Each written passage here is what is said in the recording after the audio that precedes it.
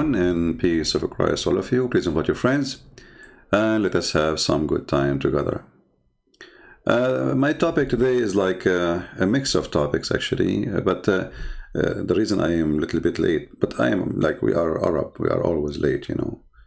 I mean, people go to the moon, we will go to the moon, but, you know, we will be there, I mean, but late. But the Prophet Muhammad, he was there before everybody, remember that. Anyway, when I'm opening my browser, I saw a video by an atheist. And he is an ex-Muslim. You know, I understand that atheist people are genius. And I think that the word genius coming from the word genie. Because atheists, when they speak about anything, regardless if it's Islam or Christianity, they have the idea of genie. As an example, this guy here, he want to show you that, you know, he is not a fan of a Christianity, but he understands that Jesus is better than Muhammad, but at the end of the day, both of them, they are bad. So I wanted to give him a spank before we go to Islam. This is his view that Jesus, why is that Jesus was also 2,000 years old, older than Muhammad? We can make it young for you. I mean, if this is a problem, my friend, we can now change the date. I mean, this is two atheists are thinking. Like, why Jesus is 2,000 years old? I mean, you know what? I never thought about it. That's a good point. That you destroy Christianity. I mean, why he is 2,000 years old? How Christians even can answer that? You are a genius, not genius. You are just a genie. You tell us more. I'm really impressed with the intelligence. But his morality is far better than the morality of Muhammad. Why is that? And I'm like, I am sure of that if we pull out any person from ancient times and we put him in this day and age, he'd be like, oh, you guys are bleeding heart tree huggers. What is this crap? Why do you pet your dogs as if it's your son? You know, they will have a different morality. So I would apply the same thing on Jesus as well. But if you look at Jesus's life, you know, he is a far better character than Muhammad. I mean, we can find only a couple of evil verses, like where one of the verses says that I was not sent for peace, I was sent as a sword or something. And then, you see, this is how stupid you are. I mean, atheists are atheists, what you can do. Did you even read the verse, you idiot? You see, I call people donkeys just to give them a rank of education. You know? I don't think you are on that level yet. You did not pass that rank. I don't know what the name of the little donkey. If you idiot, you go to the verse, you will see that Jesus is not talking about he killing, Christian killing. You will see that because of me, you will be tortured. Because of me, you will be killed. Because of me, a sword will be on you. But the stupid silly you, and the stupid silly he, and the stupid silly she, they do the same as the Muslims. You cut from the whole story, you cut two words.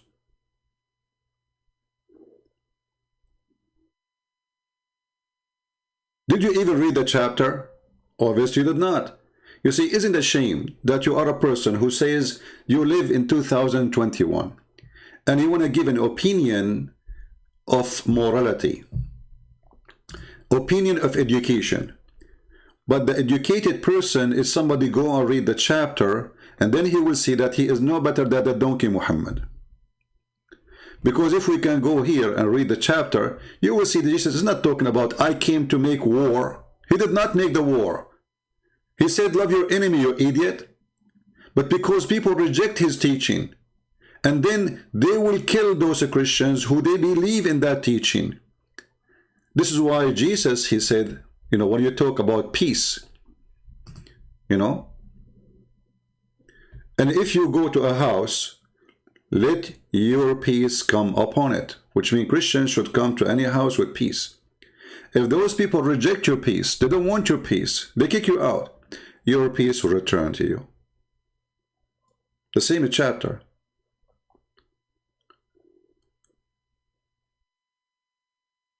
And you will see that Jesus, he sent his disciples to do all the good work, not to kill. You heal the sick, you clean the lepers, you raise the dead, you cast out devils. And not only that, freely you have received, freely you give, which means all those things you do for free. But the stupid you and the stupid he, you quote, you do exactly like the Muslim. You know, they claim, those atheists, they claim that they are better than Muslims. You do exactly what, actually, I believe that you copy that from the stupid Abduls. And Jesus said to them, these things I have spoken to you, that you should not be made to stumble. They will put you out of the synagogue.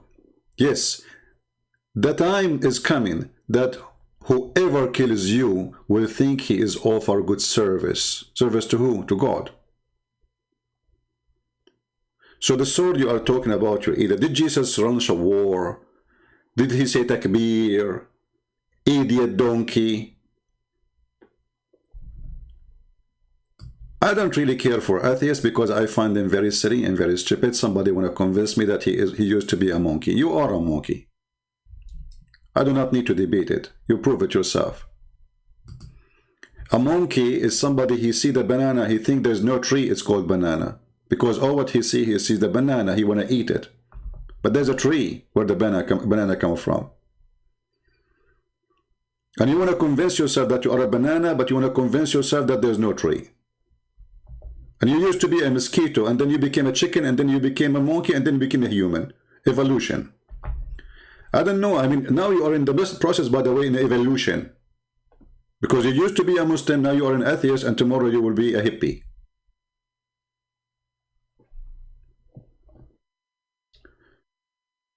So, sometimes atheists are way worse than even Abduls. You see, actually, the worst criminals in history after Muhammad is atheist. Go and see what the communists they did in the Soviet Union. Stalin used to sign every morning 4,000, 5,000 people to be executed every morning. Go and see what they did in China. And they give you speeches about morality and freedom. Nobody is dictator as you are. You see, at least the stupid Muhammad, he come with some rules. If you follow them, you know, you get away with it. With atheists, there's no rules. The dictator, up to him, he do whatever he want. To the point even that they decide to Chinese women, you can have only one baby. This is what we got from your atheism. So a woman, a poor woman, she spent her life, she cannot have any child except one baby. And if she have another baby, she might be executed. What kind of morality your atheism brought to us? Morality for them is just to be hippie and have sex around.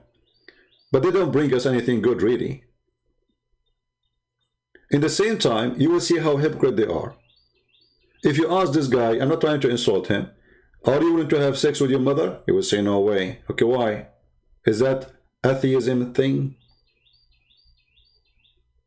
Is that the holy book of atheism taught you? As long everybody is an animal, and she is a female and you are a male, then why you say no way? So you claim to be an atheist, but the fact you are taking your morality from us, the good ones, if you have a good one inside you. If I say to you, you are going to have sex with your sister, you say no way. Your daughter, no way. Why? Aren't you an atheist? Hippie? Anyway, we finish with this skit. Let us go to other Abdul. You see, the title of my video is a challenge, open challenge to Allah, aka Allah, aka Allah, aka Muhammad, aka potato, aka tomato.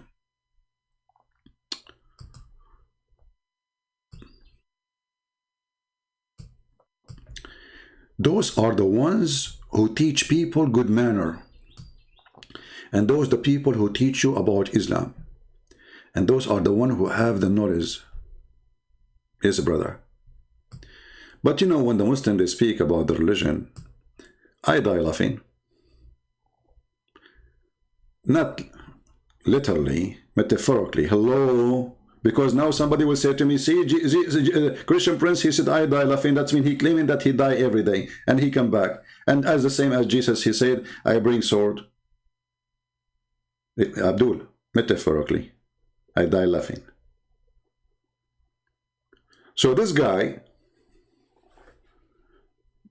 you know, they call now Yasser Qadi Dajjal, and any sheikh they don't agree with each other, they call them Dajjal, you know, like Dajjal is a title for free, you know, Dajjal in Arabic mean liar, like big liar, like big fat liar, like big, so big, like big, you know, you can imagine how big it is. I cannot describe to you how big he is.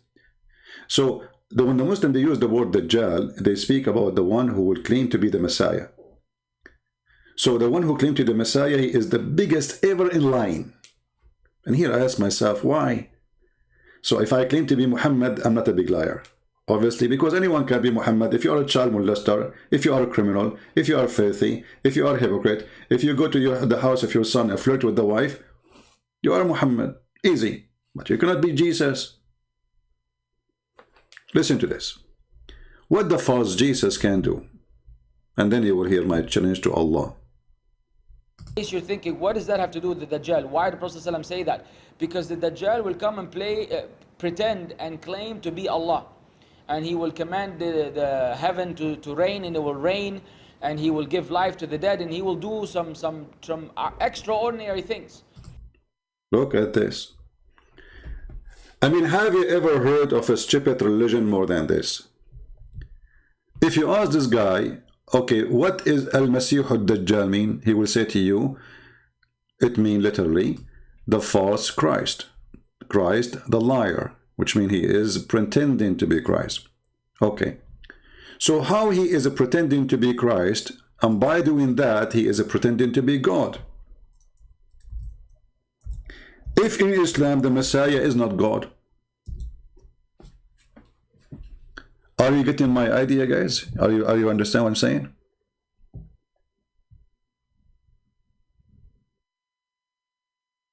All those stories about Ad-Dajjal. So Ad-Dajjal, he is the Muslim, they don't call him Dajjal. They call him, you see in the translation here, this is a false translation, they say the Antichrist. Muslims don't believe in such a thing, Antichrist. That is a stupid Photoshop to their books. Dajjal is the false Messiah, not Antichrist. All right, that's a very false translation. So, if the Dajjal is the false Messiah, how by claiming to be the false Messiah, automatically he claimed to be Allah? Any Muslim can tell me? Especially the one who is worried about him, and the one who will follow him is the Muslims.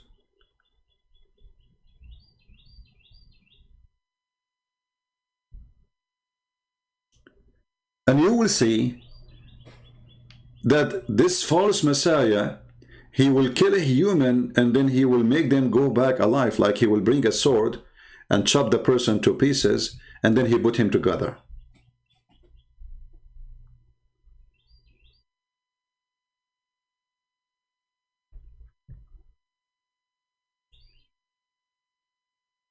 So when you claim to be the Messiah, you are going to try to convince people that you are the Messiah. So what you do extraordinary things nobody can do, because this is what the Messiah does. See, he is not doing what Allah do, because Allah can do nothing. What is the difference between the Antichrist and the false Christ? Well, the Antichrist is not a person claiming to be Christ, you know.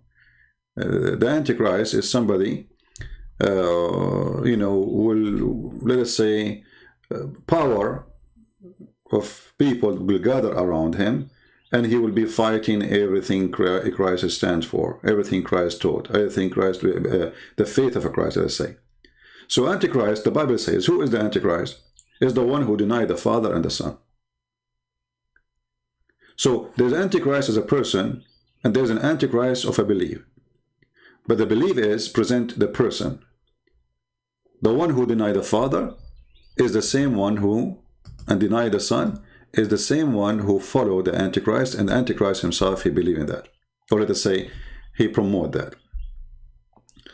So in Islam, there's no Antichrist. There's a person who will come as a false Messiah, and this person, the Muslim, they call him Ad-Dajjal, Al-Masih Ad-Dajjal, not Ad-Dajjal only. Dajjal is a short name. Al-Masih Ad-Dajjal.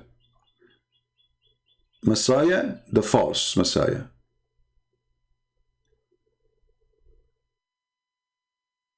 And all these stories in front of us is about this person, the false Messiah.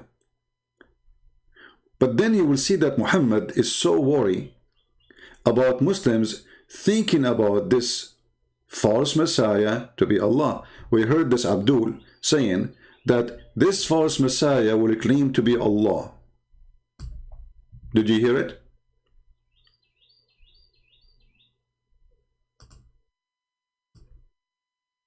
He is not just a person who will come and do, let us say, miracles, powerful things. No, no, no.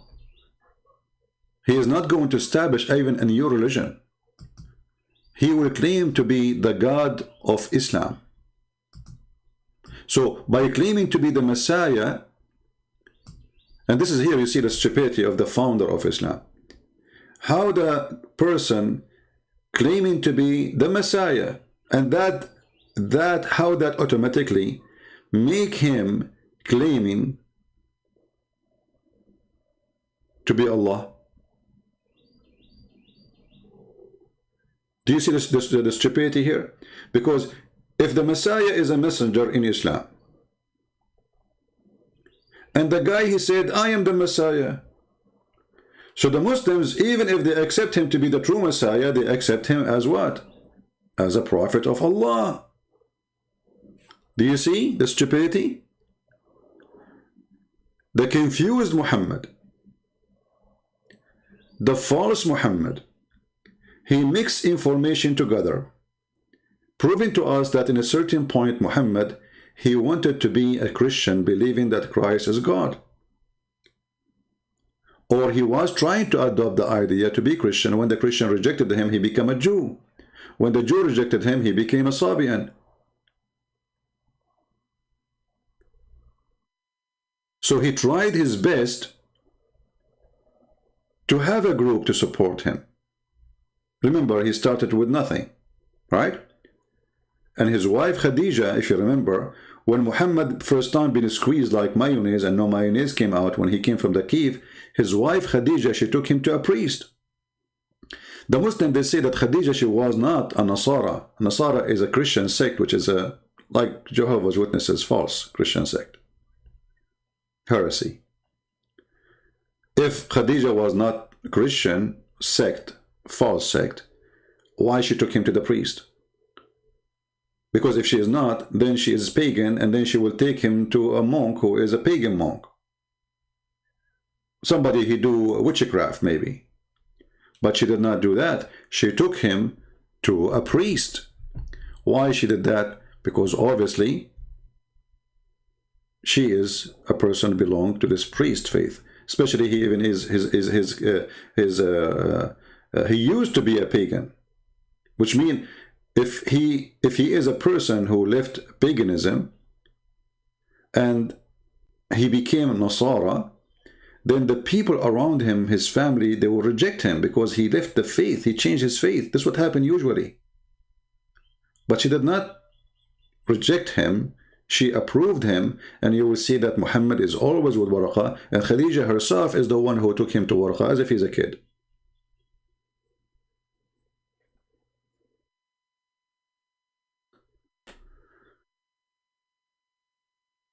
So my questions and my challenge to Allah, Aka Muhammad, Aka Abdul, Aka Sheikhs, all of you are Aka nothing. What in the world happening that somebody claimed to be the Messiah, suddenly the Muslim, they think he's Allah? Any Muslim can tell me? How the Nasara come to believe in? Well, there's many, as any belief, anyone can create an idea and people follow it, like Jehovah's Witnesses, like Mormon.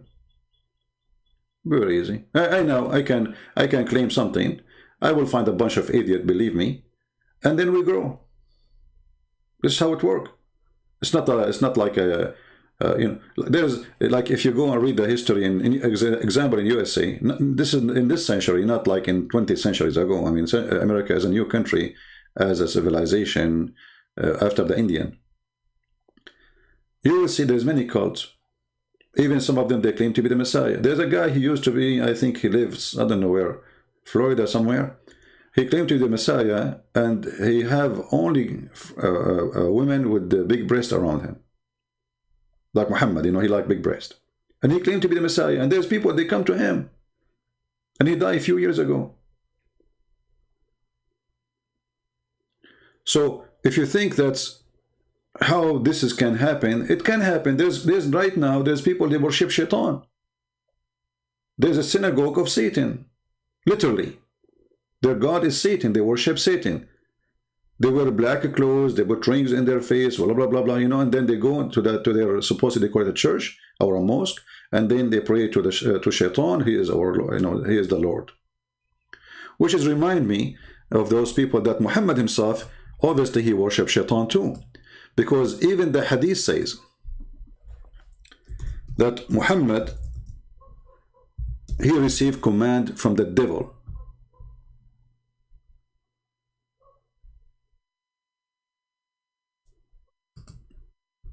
Do you see it? Muhammad, he said, there is none amongst you whom is not attached to the form of a jinn or devil. They, the companion, they said to him, will you too? Thereupon he said, yes, with me too. But Allah, he helped me against him, so I'm safe from his hands, and he does not command me but good. Do you see it?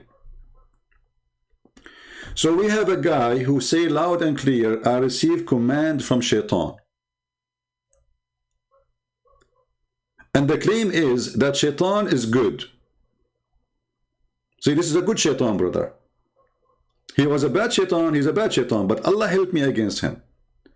So Shaitan command me to do good. Have you ever heard of a Shaitan command to do good? Like what? Hey Muslims, can somebody give me a good command of Shaitan? I want to learn one.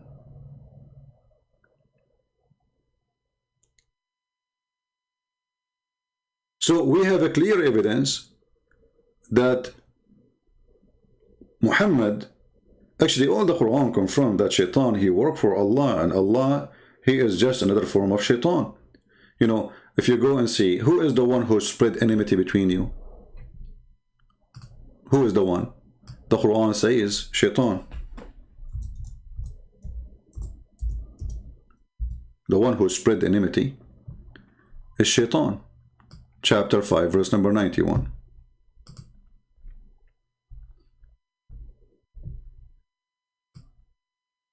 You see it?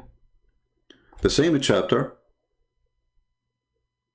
saying that the one who spread enmity is Allah. Can you believe it? Twice. In the same chapter, it says it twice that Allah, he spread hatred and enmity. And in the same chapter, it says once that Shaitan, he spread enmity. So Allah, he went twice to one.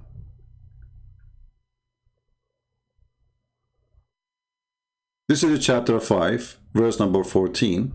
Allah spread hatred and enmity between the Christians. The same chapter. So we string them with enmity and hatred between one to other. In the same chapter, you will find in chapter 5, the same chapter, verse number 64, Allah will spread enmity and hatred between the Jews. So the Quran says, Shaitan, he do spread enmity and hatred once. In that chapter, Allah spread it twice. So you will find that the goal of Satan and the goal of Allah is in total agreement. Both, they do the same act, spreading hatred. While Jesus was saying, and he said, love your enemy. Forgive those who do bad to you. Actually, even, you know, What is the most famous prayer we Christians we pray? I just remember something. What is the most famous prayer we Christian we pray? Somebody tell me. I know the sound take time to come to you.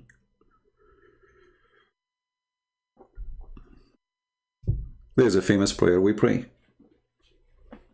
Our Father art of heaven. If we go to our Father art of heaven and check the prayer, you will see right away there's a condition. And the condition is, you have to forgive, right? You have to forgive. If you don't forgive, you don't receive forgiveness.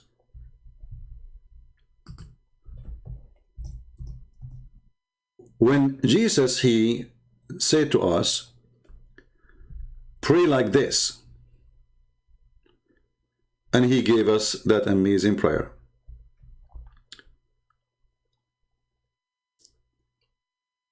Can Allah give Muhammad a prayer equal to it, or even better?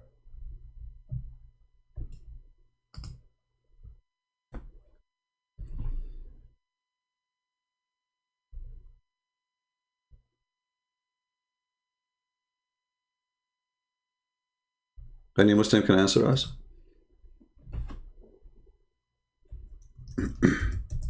Can Allah come with something equal or better? Like, do you have Muslims in your religion? Something better?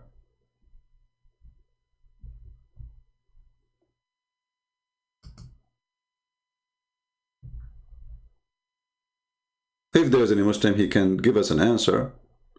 Please help us. Because a prayer of a religion present the religion. What I see that Muslim prayer is nothing but cursing, insulting, hatred, anger. Like now they are praying to Allah to destroy the Jews. And as always, they always do that.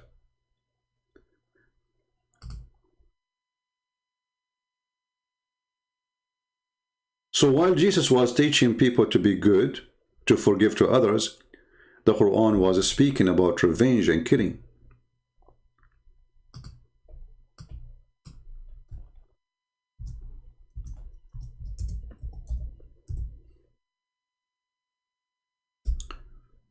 If we go here,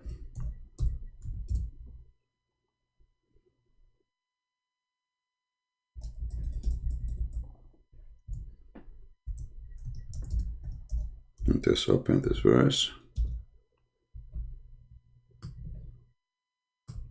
All of Islam is about hatred and revenge.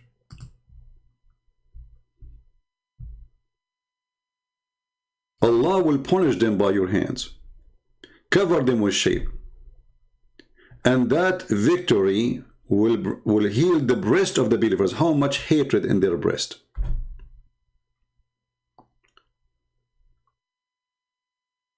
And then if you go to the prayer of the Lord, which he taught us to pray, when he said pray like this,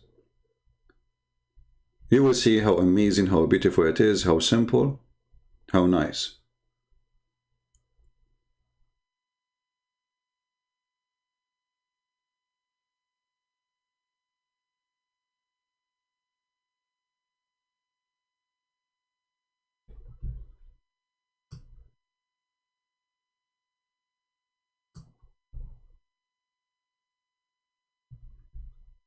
The prayer of the Lord does not fit with the prayer of Allah.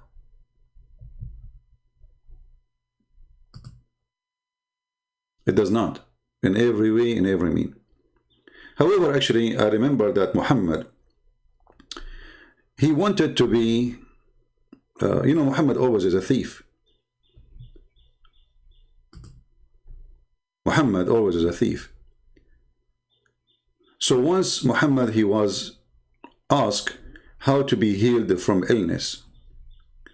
and he start quoting the same prayer which is our Lord he taught us, which is proving again that Muhammad is nothing but a fraud and a scam. If we ask the Muslims, can we find the Lord the prayer in your books, your prophet reciting it? Vengo, you wanna answer me? Okay, who's holding you, Vengo? You wanna call me in Palto? If there is any Muslim would like to call me in Palto,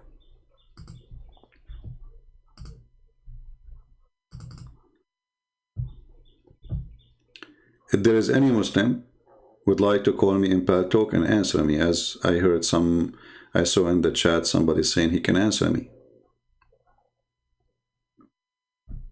I'm opening my Paltalk now to give you an opportunity to prove us wrong.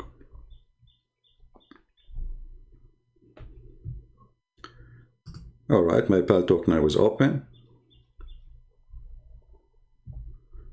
If you are willing to talk to me, please don't hesitate to text me immediately right now, and I will call you. You cannot call me right away, you have to text me first. Just text me, and I will be happy to call you. Tell me I'm a Muslim. Don't text me, says hello. Tell me I'm a Muslim, I want to talk to you. All right? Yeah, they can only answer me face to face. That's it. Face to face.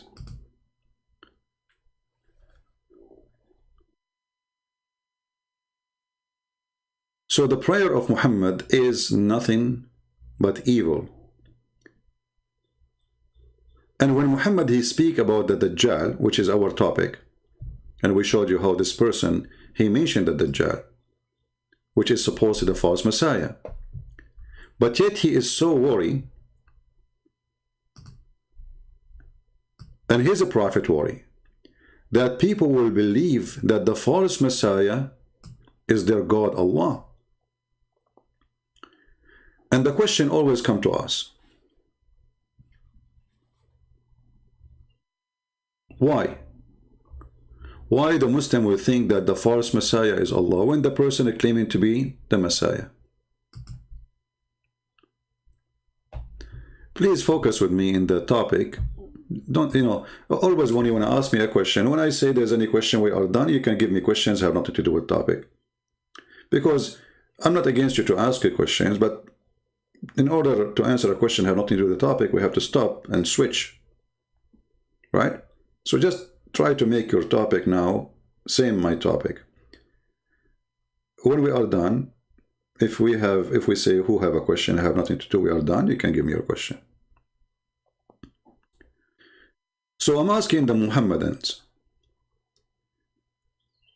what is the reason for the Muslims to believe that the one who say I am the Messiah, that he's Allah? He's not saying I'm Allah, he's saying I am the Messiah. That's why you call him the Messiah, Dajjal.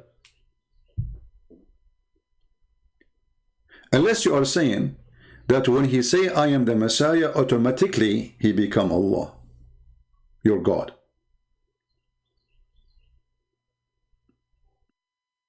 Any Muslim can help us?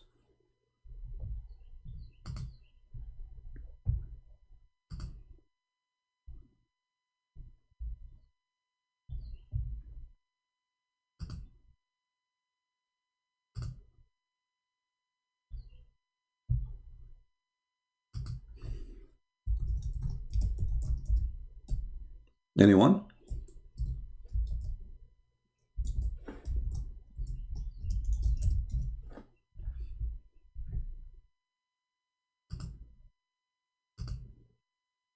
Is a Dajjal is a false idea, false story made by Muhammad, or it's something real?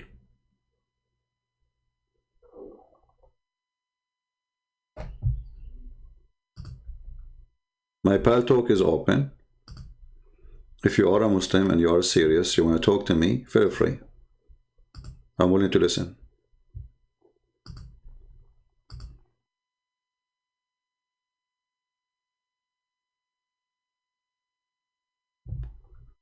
There's a Muhammadan in Pal Talk, but this is the old one from yesterday calling me coward. Let's try to call him.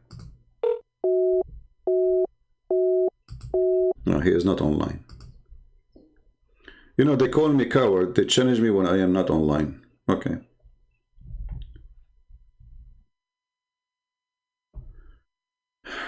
Protection, you are the Messiah? Well, you are not.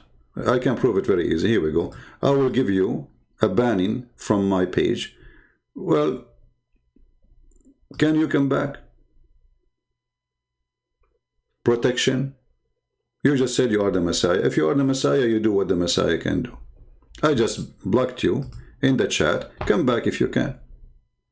You see, the real Messiah, they killed him. He come back even from the tomb. You stupid you, we just block you from the chat. You cannot come back. You remind me of Ahmad Mirza Ghulam. He claimed to be the Messiah. Second day, he found like 500 people in front of his house, and they are wheelchair, the blind, the one who have no hand, the one who cannot see, the one who cannot talk, all kind of ill people. And they said to him, if you are the Messiah, here we go, show us. He closed the door and he went to his bedroom. He slept under the bed.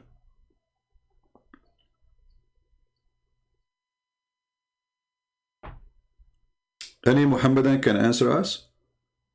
Why automatically, if some person claimed to be the Messiah and he can do miracles, amazing miracles, you automatically you think he is God, when the person, his name is the false Messiah? Why you guys are laughing? Show respect. Come on, put yourself in his shoes. You know? Put yourself in his shoes. And if you are like bald, put yourself having the hair of Sam Shamoun. I'm just joking. You know, I love Sam Shamoun. Very nice person. Any Muhammadan? So, is it possible that because... Okay, so now if somebody says he's bald, is he automatically claiming to be Sam Shamoun? I mean, it doesn't make sense. So, this guy at Dajjal, his name is the false Messiah. So why in the world you Muslims will think that he's God? The heaven to rain, and it will rain, and he will give life to the dead, and he will do some extraordinary things. Stop. But how he can do that? Isn't it the Quran says only Allah raises people from death? Isn't it the Quran says who bring people from death but Allah? So how this person, the false Messiah, he can do that? All right.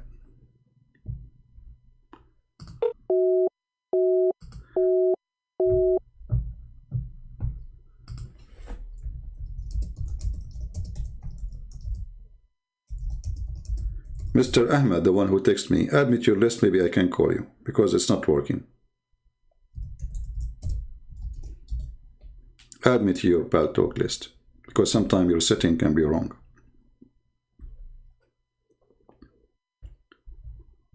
Any Muslim can tell us what is? This is a challenge to Allah. If only Allah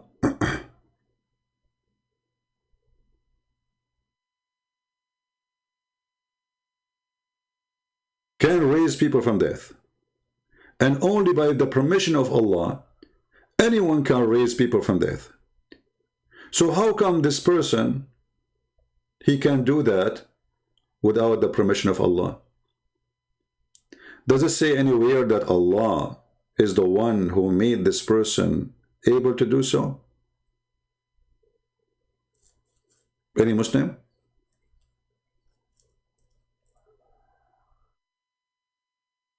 Even the story says that this person, he can cut a person to pieces and then he put him together.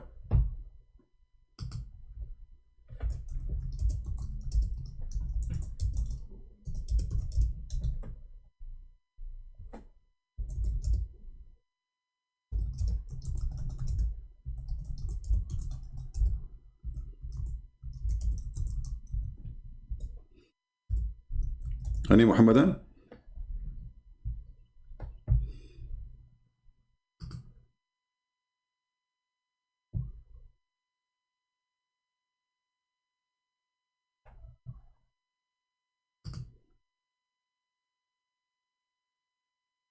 Who is the one wearing burqa?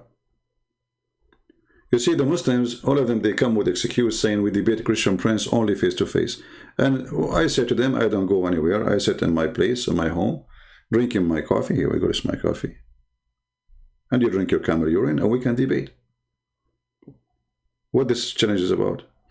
This is an act of cowardness, avoiding what will happen after. A person who he trusts his God, that he have answer, there's no need to say face to face. I mean, here we go, we are talking. And not only that, here we can show reference, not like an over the table and you talk, I talk, and philosophy.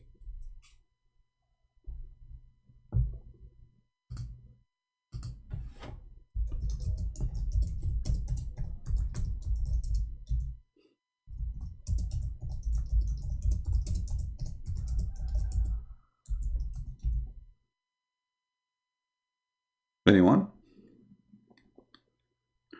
What is your best coffee? I drink Greek coffee. That is the best coffee. You make you grind your coffee very fine, you know, not just extra fine. It's very simple actually to make it. Heavy duty coffee. Once I have my neighbor, he said, let me try it. And then he called me like around 2 a.m. You know, he did not call me actually. I was, you know, I stay late, you know. So he saw my window and he said, are you up? I said, yeah, what up? What's up? He said, you have no idea what you did to me. I can't sleep.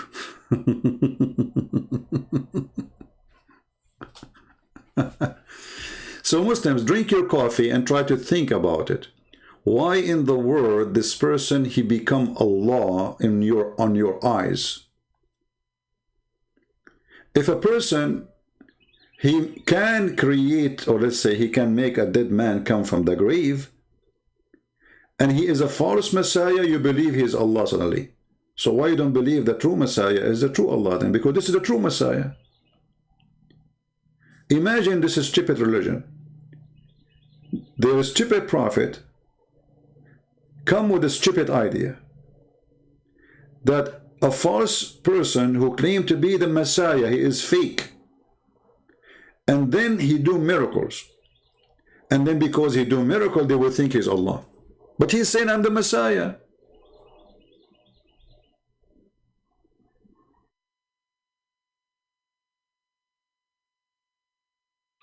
And as long you Muslim, you say that nobody can do such a thing like, you know, to give life except by the permission of Allah. Did Allah give the permission to the false Messiah to raise people from death? Who is a Muslim want to answer me?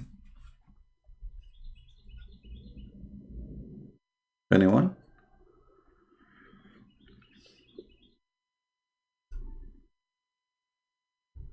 If there is anybody?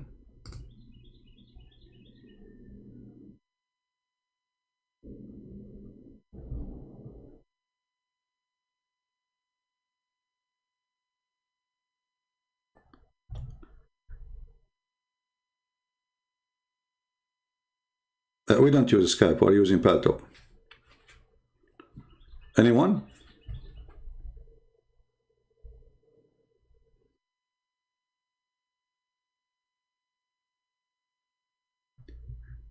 Let us see some of the miracle of the false Messiah.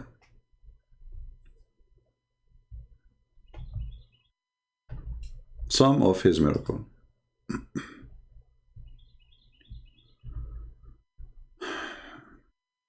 Unbelievable.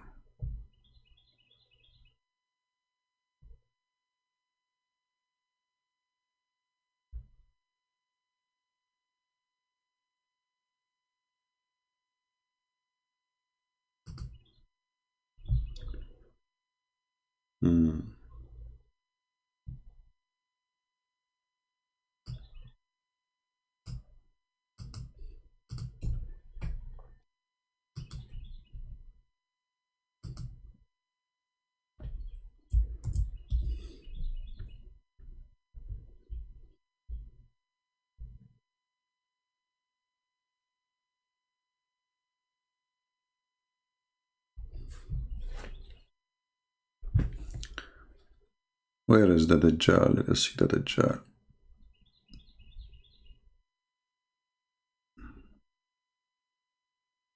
Here we go.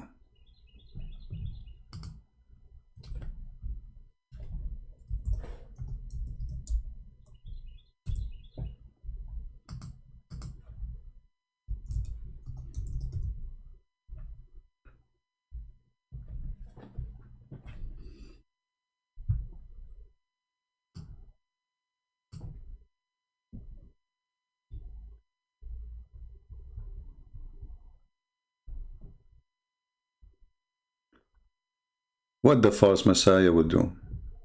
Muslims.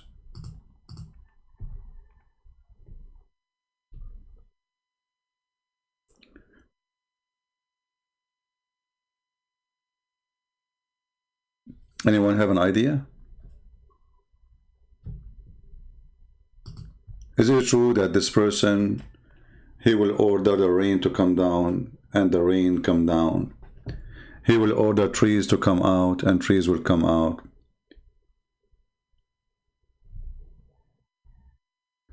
But is it true it says that this is all happened by the will of Allah?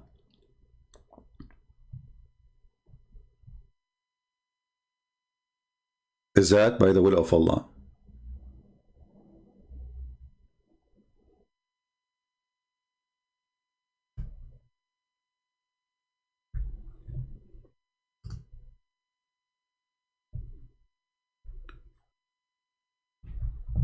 Any Muslim?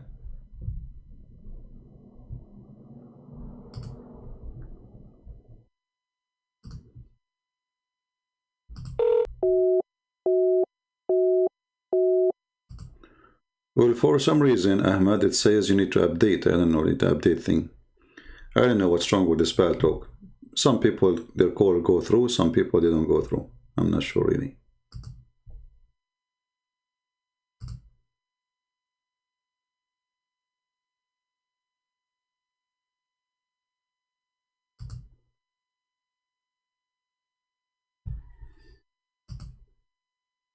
Any Muslim? Who is the one going to give the Dajjal the power to the point he do what Allah do? And remember that the Dajjal is claiming to be the Messiah. And remember that your Muslim will think he's Allah. And remember, he looked like a man. Yet remember that you will think he's Allah. Abu Bakr reported that the Prophet saying, the terror of Ad-Dajjal, not the Antichrist, will not enter Medina at that day, and it will have 7 gates. Muslims, at that time, the Medina will have 7 gates. How many gates you have for Medina now? There's no gates. What gates?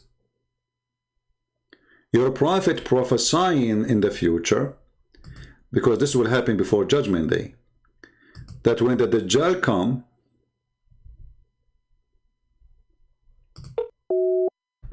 yeah, still not working. I don't know what's happening. I don't know.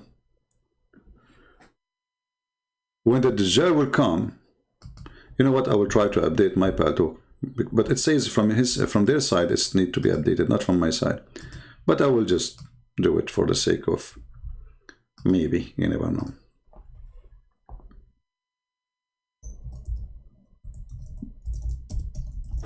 Any Muslim?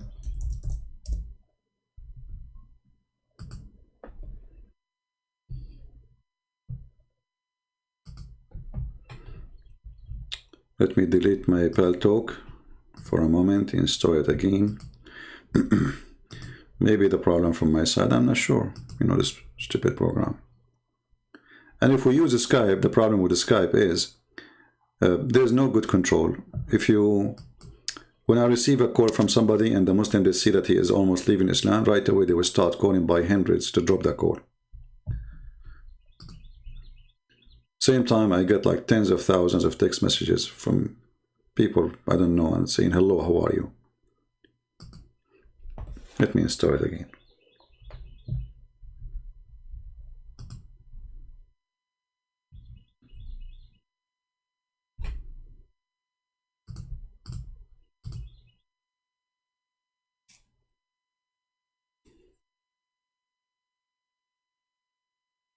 Come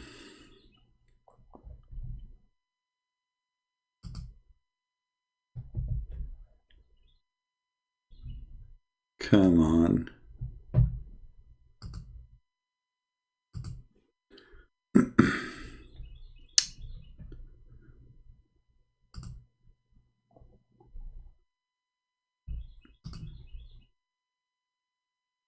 This program used to be the most perfect program actually for chatting. But I guess since there's too many competition these days. Okay.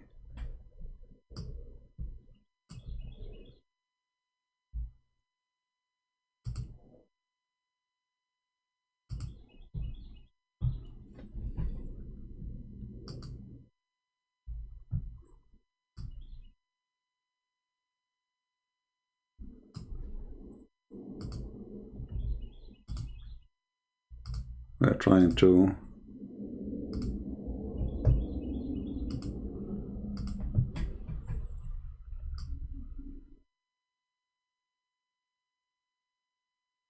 I'm not sure why it's taking too long time. I mean, so long. Anyway, I'm restoring my pal talk for now, but we will wait until it's ready. So do we have any Muslim have anything to say? You will notice that everything Muhammad he said about Ad-Dajjal is a fiction.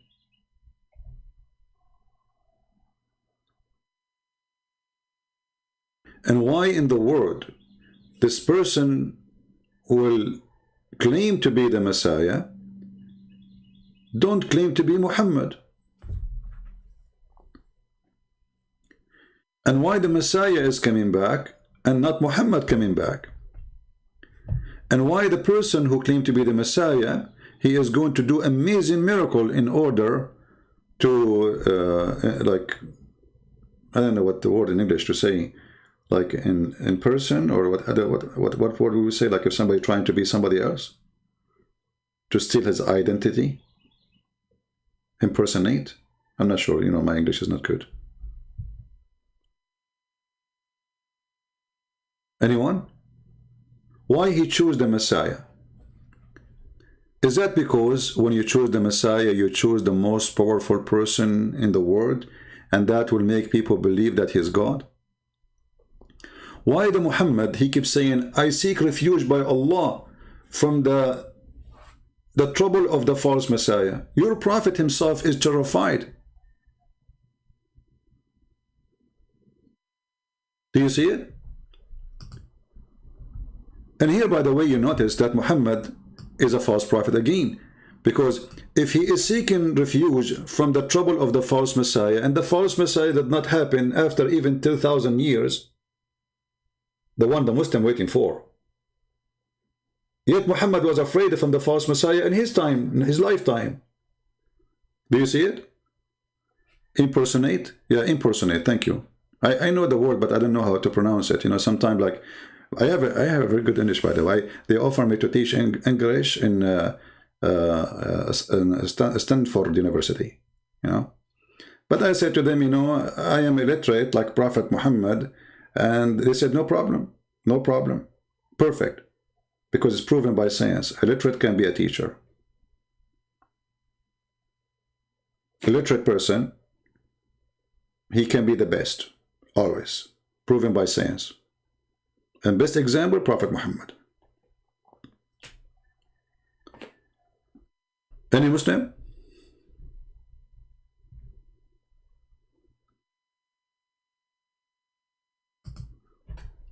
You come to the conclusion that my pal talk probably not working? Don't think about it too much, man. I just installed it, and now we said that already. So Muslims, why Muhammad is afraid of the false Messiah?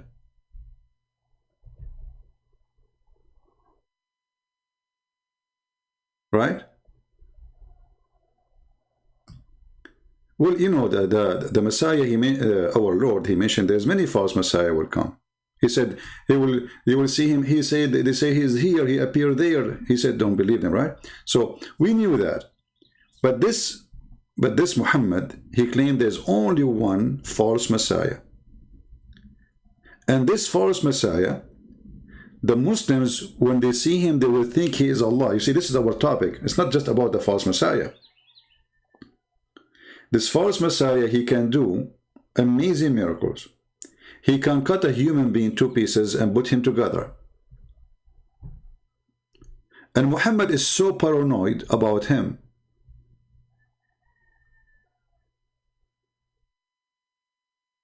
To the point he is afraid that the false Messiah will come in his time. Was Muhammad a prophet? Muslims, they say yes. So how he keeps saying, I seek refuge from this and this and this, and he count the false Messiah? Muhammad will be witnessing the trial of the false Messiah? You see, I seek refuge. He did not say, I seek refuge for you. I seek refuge. Muhammad himself is paranoid. He is so afraid that the Messiah will come in his time. He was so paranoid about many things he said. As an example, the people of Gog and Magog. Once he woke up from the sleep and he says, we for you Arab, because the Gog and Magog, they open a hole like this, and he made a hole in his hand using his fingers.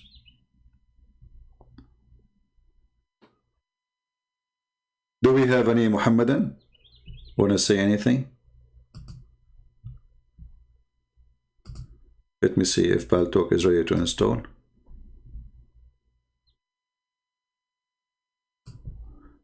Okay, finally it's ready to install it and install it.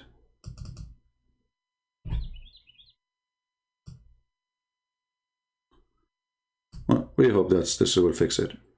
You know, maybe because you guys, the one who's trying to call me or me, are not saying inshallah. Because according to Muhammad, if you say inshallah, everything will be no problem. You remember the story of Solomon? He decided to have sex with 99 wives, and then he forgot to say inshallah. I mean, how in the world you do that? So he had 99 wives in the bed, and now he is going to do cuckoo.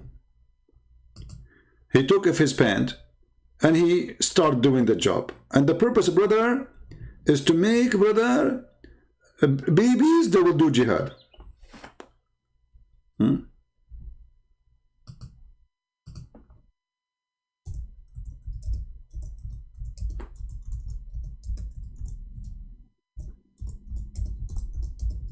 And then Allah, because he forgot to say inshallah, after having sex with 99 women, Allah, he made him have half baby. Now the story about the numbers, every hadith give you different numbers. Some say 70, some they say 99, some, I mean, depend. You know, depend in that in the mood of Muhammad. If he was saying that story in the morning or at night. Actually, we can search for the story. Hold on. I'm installing Paltalk. I'm reinstalling again. Just hold on. Here we go. Paltalk is done. We will open it.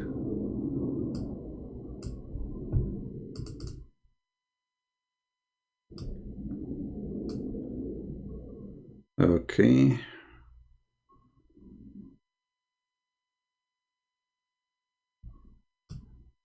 So according to Muhammad's story, as you see on the screen,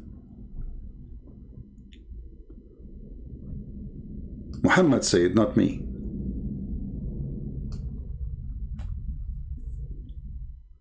Abu Hurairah reported that the Prophet of Allah is saying the following: Sulaiman, the son of David, the apostle of Allah, observed, I will have intercourse with 70 wives. You see, the story here is 70. During the night, one night, all of them will give birth to a male child who will fight for the cause of Allah, so they will join Hamas. His companions, you know, his companions, let me open Paltalk, hold on. It asked me to give permission. All right. So his companions, they said to him, don't forget to say inshallah. They told him.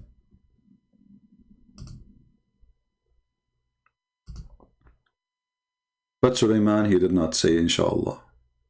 Big mistake. How you start using your penis without saying inshallah?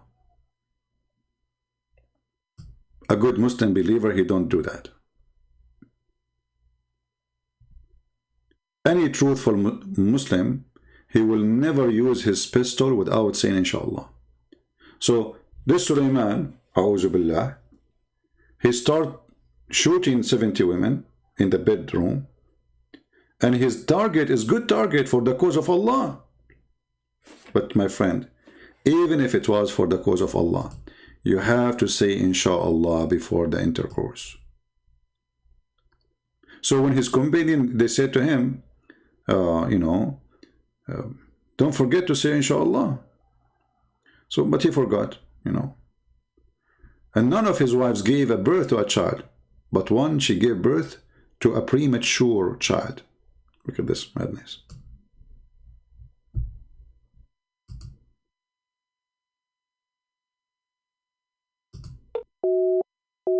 Yeah, still the same, my friend. Mr. Ahmad, the one trying to contact me, I don't know, I'm trying to call you, it's not working, my friend.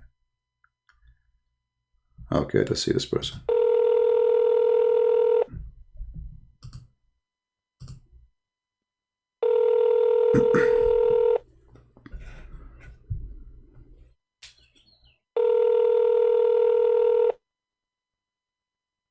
Answer, Mr. Ayub.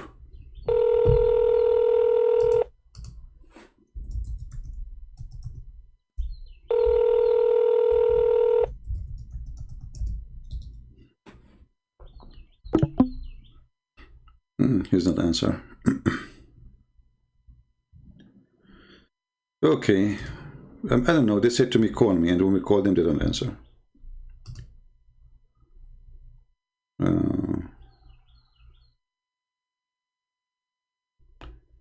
Somebody's asking, can you refute a Muslim about Jesus does not know the hour?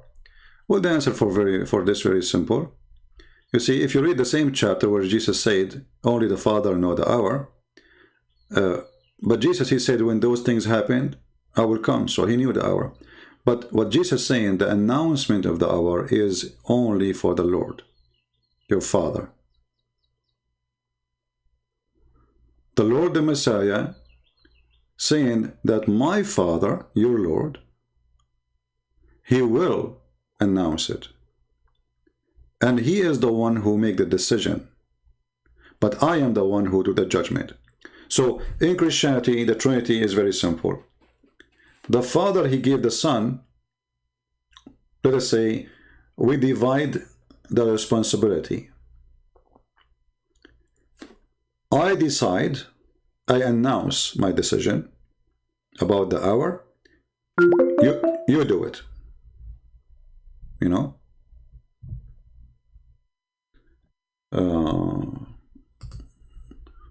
Let us see, Ahmed. Okay. Let us see, Ahmed chat room. Hello? Hello? Are you there, Ahmed? Do you hear me, my friend? The problem in the chat room, we cannot speak in the same time. Just to let you know. You have to click at the microphone so you can talk to me. Go ahead.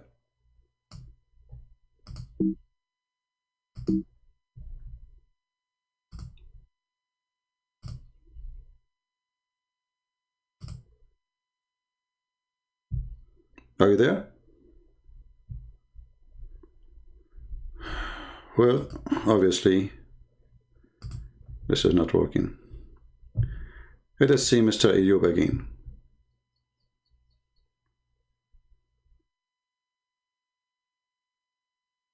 Some subscription thing pops up. Can you call again? Yeah, it's free. It's free.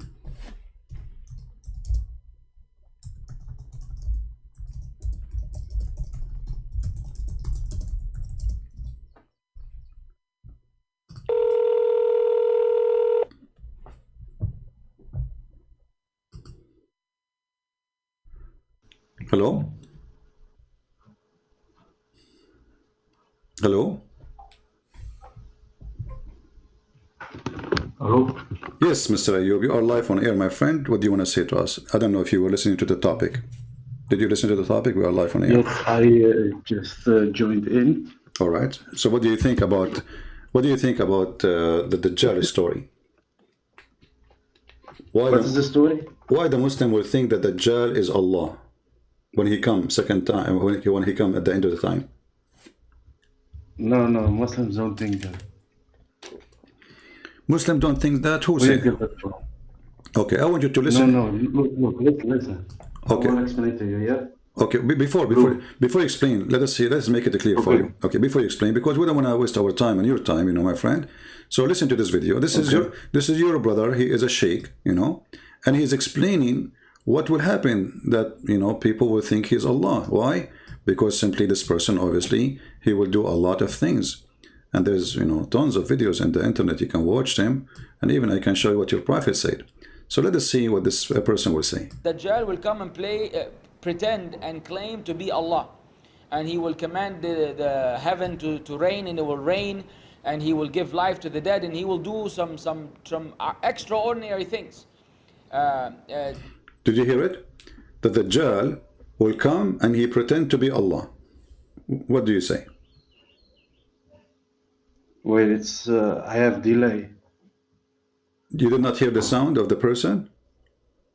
No, wait. Okay, hold on. I think I need to play on my phone. Oh, no, it's okay, it's okay. I will make it work for you. Hold on.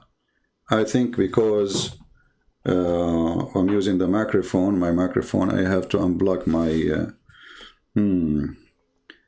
That will be a problem if I do that. Let us see. Okay, you know what? Forget about this guy. Let me show you what your prophet said. Did your prophet say that he's afraid that the Muslim will think he's Allah? I don't think so, no. All right. No. I will give you a hadith. You can open it on your side if you want. Or you can see it in my screen if you want. Just to be sure to mute Paltalk so we don't have double voice.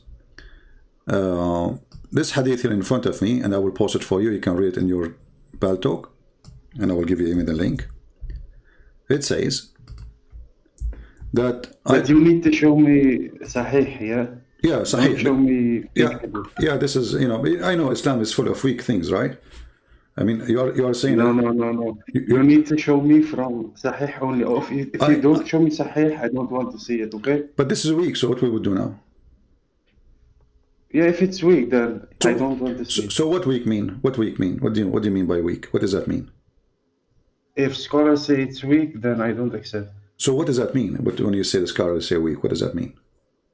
If you show me hadith, you need to show me authentic. I understand. What weak mean? If you don't show me authentic, then I don't accept. But what weak mean? Does it mean like fabricated? Yeah. So you Muslims, you write in your books lies about your prophet? No, who say that? No one say that. You just said it's fabricated. No, I say if it's not authentic, then it's fabricated. Okay, so who is the one who wrote this fabricated story in your book then? Isn't it you Muslims? Who is Al-Bukhari? Who is Muslim? Who is Ibn Majah? They are scholars.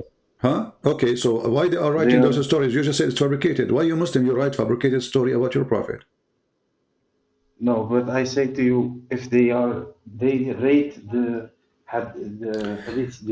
But if it's fabricated, why they are writing in their book a fabricated story? They should say this is garbage. We throw it away. We will write what is what the point. Who say that? Okay, listen. Who say that? Okay, no problem. Listen. Well, listen. No, listen. This is a Sahih hadith. The hadith I just mentioned to you is Sahih. So let us stop playing the game of weak. I wanted to show the people anything we show the Muslim right away, they say it's weak. Anything is they don't like, they call it weak. They don't even know what the hadith is about. Maybe they never even heard of it. Anything they don't like, they say weak, just to throw it away. Okay, so now listen. So listen. This is Sahih. So what we will do now? You're a prophet saying, I am afraid that you are going to be confused and think that the Dajjal is Allah. I say to you that the Dajjal is as the following. He described him that he is short, He is fat. He Okay, is, huh? show me the hadith. I give You it to scroll you. down. I give it to you in Paltalk. I give it to you in Paltalk. You can read it there too. Wait, I need to see the hadith.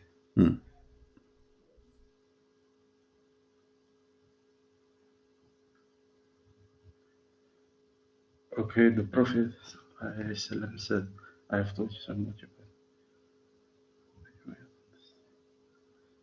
Well, yeah, this is a description of the Dajjal. What's the problem with that? Exactly. But Muhammad saying the difference between him and Allah is just one eye. Yeah, no, no, you don't understand. See, what we think is that when the Antichrist come back, that the Jews and the Christians, especially the Jews, because they believe in the Antichrist, so they believe that it's God. Do you get what I'm saying? But no, my friend, Muhammad is speaking to the believers, not to the Jews, not to the Christian. And the Jews don't believe in the Antichrist. The No, Jews, you don't understand. no, I understand. Read hadith carefully. Muhammad is speaking to the Jews or the Christians or to the Muslims. He's speaking to the Muslims. So he said to them, I have told you so much about the Dajjal, the false Messiah, and I'm afraid you might not understand that the Antichrist is short, hinted, woolly-haired, one-eyed, and eyesightless, and neither protruding nor deep-seated. If you are confused about him, know that your Lord is not one-eyed. So what he's afraid of, that the Muslims are confused because Allah and the false Messiah, they look exactly the same. So Muhammad now is giving you... No, it doesn't say that. Well, it doesn't say that. Well, what do you mean? It's in front of you. Okay, what the difference between the false Messiah and and Allah? My friend, the Messiah is a human, correct? The false Messiah is a human. Yeah, yeah. The real Messiah, the real Messiah, according to Islam, he is just a human. He is not God, right? Yeah. Okay. True. Yeah. So the false Messiah is claiming to be the Messiah. So why Muhammad he's worried about you Muslim thinking that Allah is the false Messiah? Well, he's a man. Because you don't understand. Look, listen. I will explain. Explain. When Okay. the false Messiah comes back, look. When the false Messiah comes back, he will deceive people, and he will do miracles, and people will believe he is God, because you believe. But this is not a man is God. But this is not my question. It's not, you see, the Muslims are the one to believe him, not us. This is not us. Muhammad, he's afraid that the Muslims will follow him, not us. Not us. Yeah, of course. So how Muhammad? Okay, how Muhammad make you now able to recognize that this is not Allah? He said you should know that Allah is not one-eyed, right? So this guy have a problem. He looked like Allah exactly. He's short. He have curly hair. He's neither protruding. It's in the front. It's in the front of you. What is the okay? What is the only? What is the only? Okay, how many eyes Allah have? It doesn't matter. No, it matters for me. I want to learn about Allah. I want to convert to Islam so I can get the 72 versions. What do you mean doesn't matter? I want to see. I want to see how Allah he see me. Do Allah he see me if he turn his face, or he see me? He sees all see. Okay, so your prophet saying he's not one-eyed. How many eyes he have? I don't know. Maybe 2, maybe 5,000. It doesn't matter. Well, that he doesn't have one, and well, we know. If you have 5,000, that will make him a spider or a bees, you know. But you see, well, I'm not making fun. You know, your prophet says the only difference between the false Messiah and Allah is one eye. Okay, do Allah have a hand? No, do Allah have a hand, my friend? Yeah. Okay, that's true. How many hands he have? I don't know. 2 hands. And I can show you the hadith. Where it say that? Okay, here we go. You go show fake hadith again? You Muslims, you have a lot of fake stories, it look like, you know, because anything we show you say it's a fake story. No, you make a fake story. Because last time you lied. I lie. I remember you lied. Okay, I lie. Okay. You lied about that. Listen. Last time, because I want to ask you a question after you finish. Because last time you lied about Zakir Naik. Okay, you can ask me, you can tell me about the lies as much as you want. Here it says, and he's both his hand, Allah, he have 2 hands, and both his hands are right hands. So not only Allah have 2 hands, Where it say that? it's in the hadith, in front of me, it says that, and both his hands are right hands. So not only he have 2 hands, he have a birth defect, he is born with 2 hands in the right. I don't see the. Oh wait, it's. I have delay maybe on my screen. Wait, No problem. is it the hadith? It is a hadith, yes.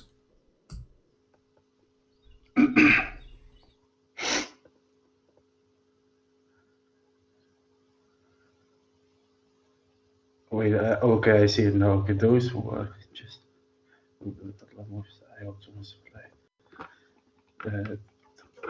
Those who are just in their release and the and both his hands. All right. Okay. Okay. So what's your point?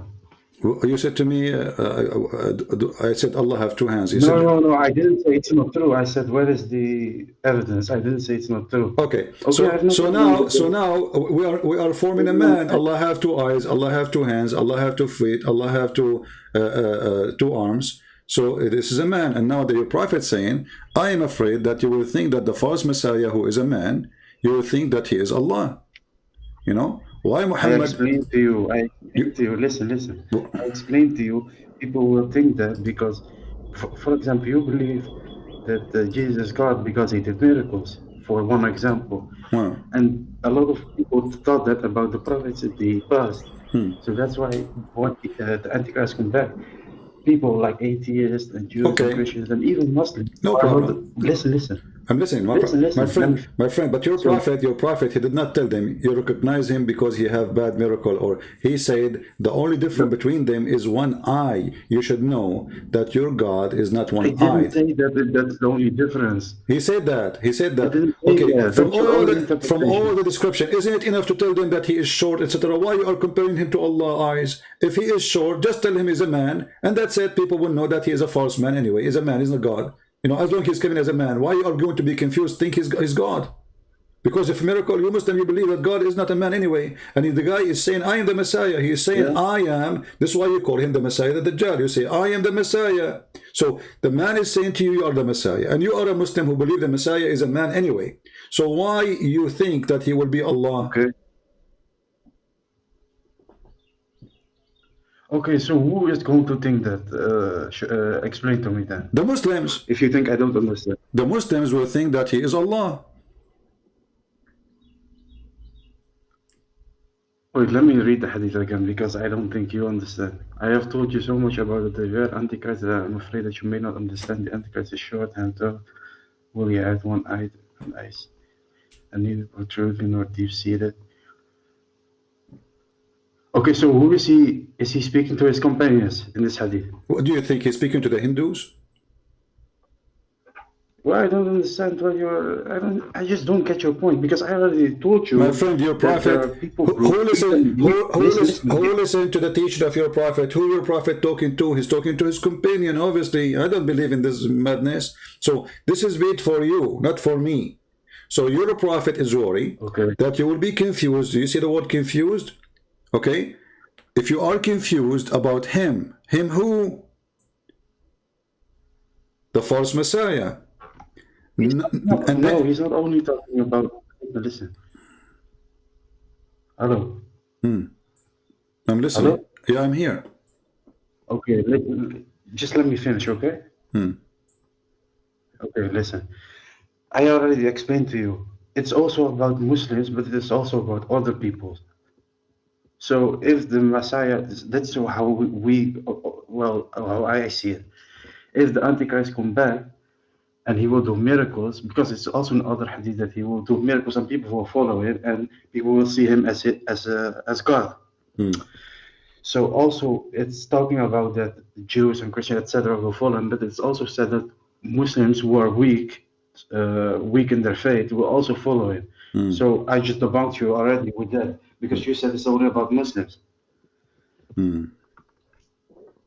So what you got to say to that? I told you it's in another hadith. I don't remember which one it is, but to be honest with you, your answer remind me of a prophet Muhammad. There's a guy, he is a blind. He come to his house, and then he said to his wives, "Cover yourself, cover yourself." And then the women, they said to him, the wife of Muhammad, they said, they said to him, but he's blind, he cannot see us nor recognize us. He said, are you blind too? So I am saying the same to you. So now you are saying to me that this hadith is for everybody, not only for the Muslims. And Yeah, of there's course it's some, for everybody because the Quran is okay, for all mankind. okay, hold on. And then the only way to prove that this false Messiah is false is he don't have, Allah don't have one eye. What does it have to do with Allah have one eye or two? I Oh thought you my God, you Muslims. don't understand. No, I understand. The answer is very simple. He don't have one eye. The only difference, how we can know that this is not Allah. You should know that your Lord So is what not are you one saying? eye. You're saying that Allah is a man. I'm not saying your prophet saying that the only way to find out if he is Allah or not, ask him to take off his sunglasses and look at his eyes and tell him, look me at the eye. Hey, look, no, no, look here, look here. And if he have one eye, that means he is not Allah. He have two eyes and they are fine. This is Allah. That's what he's saying.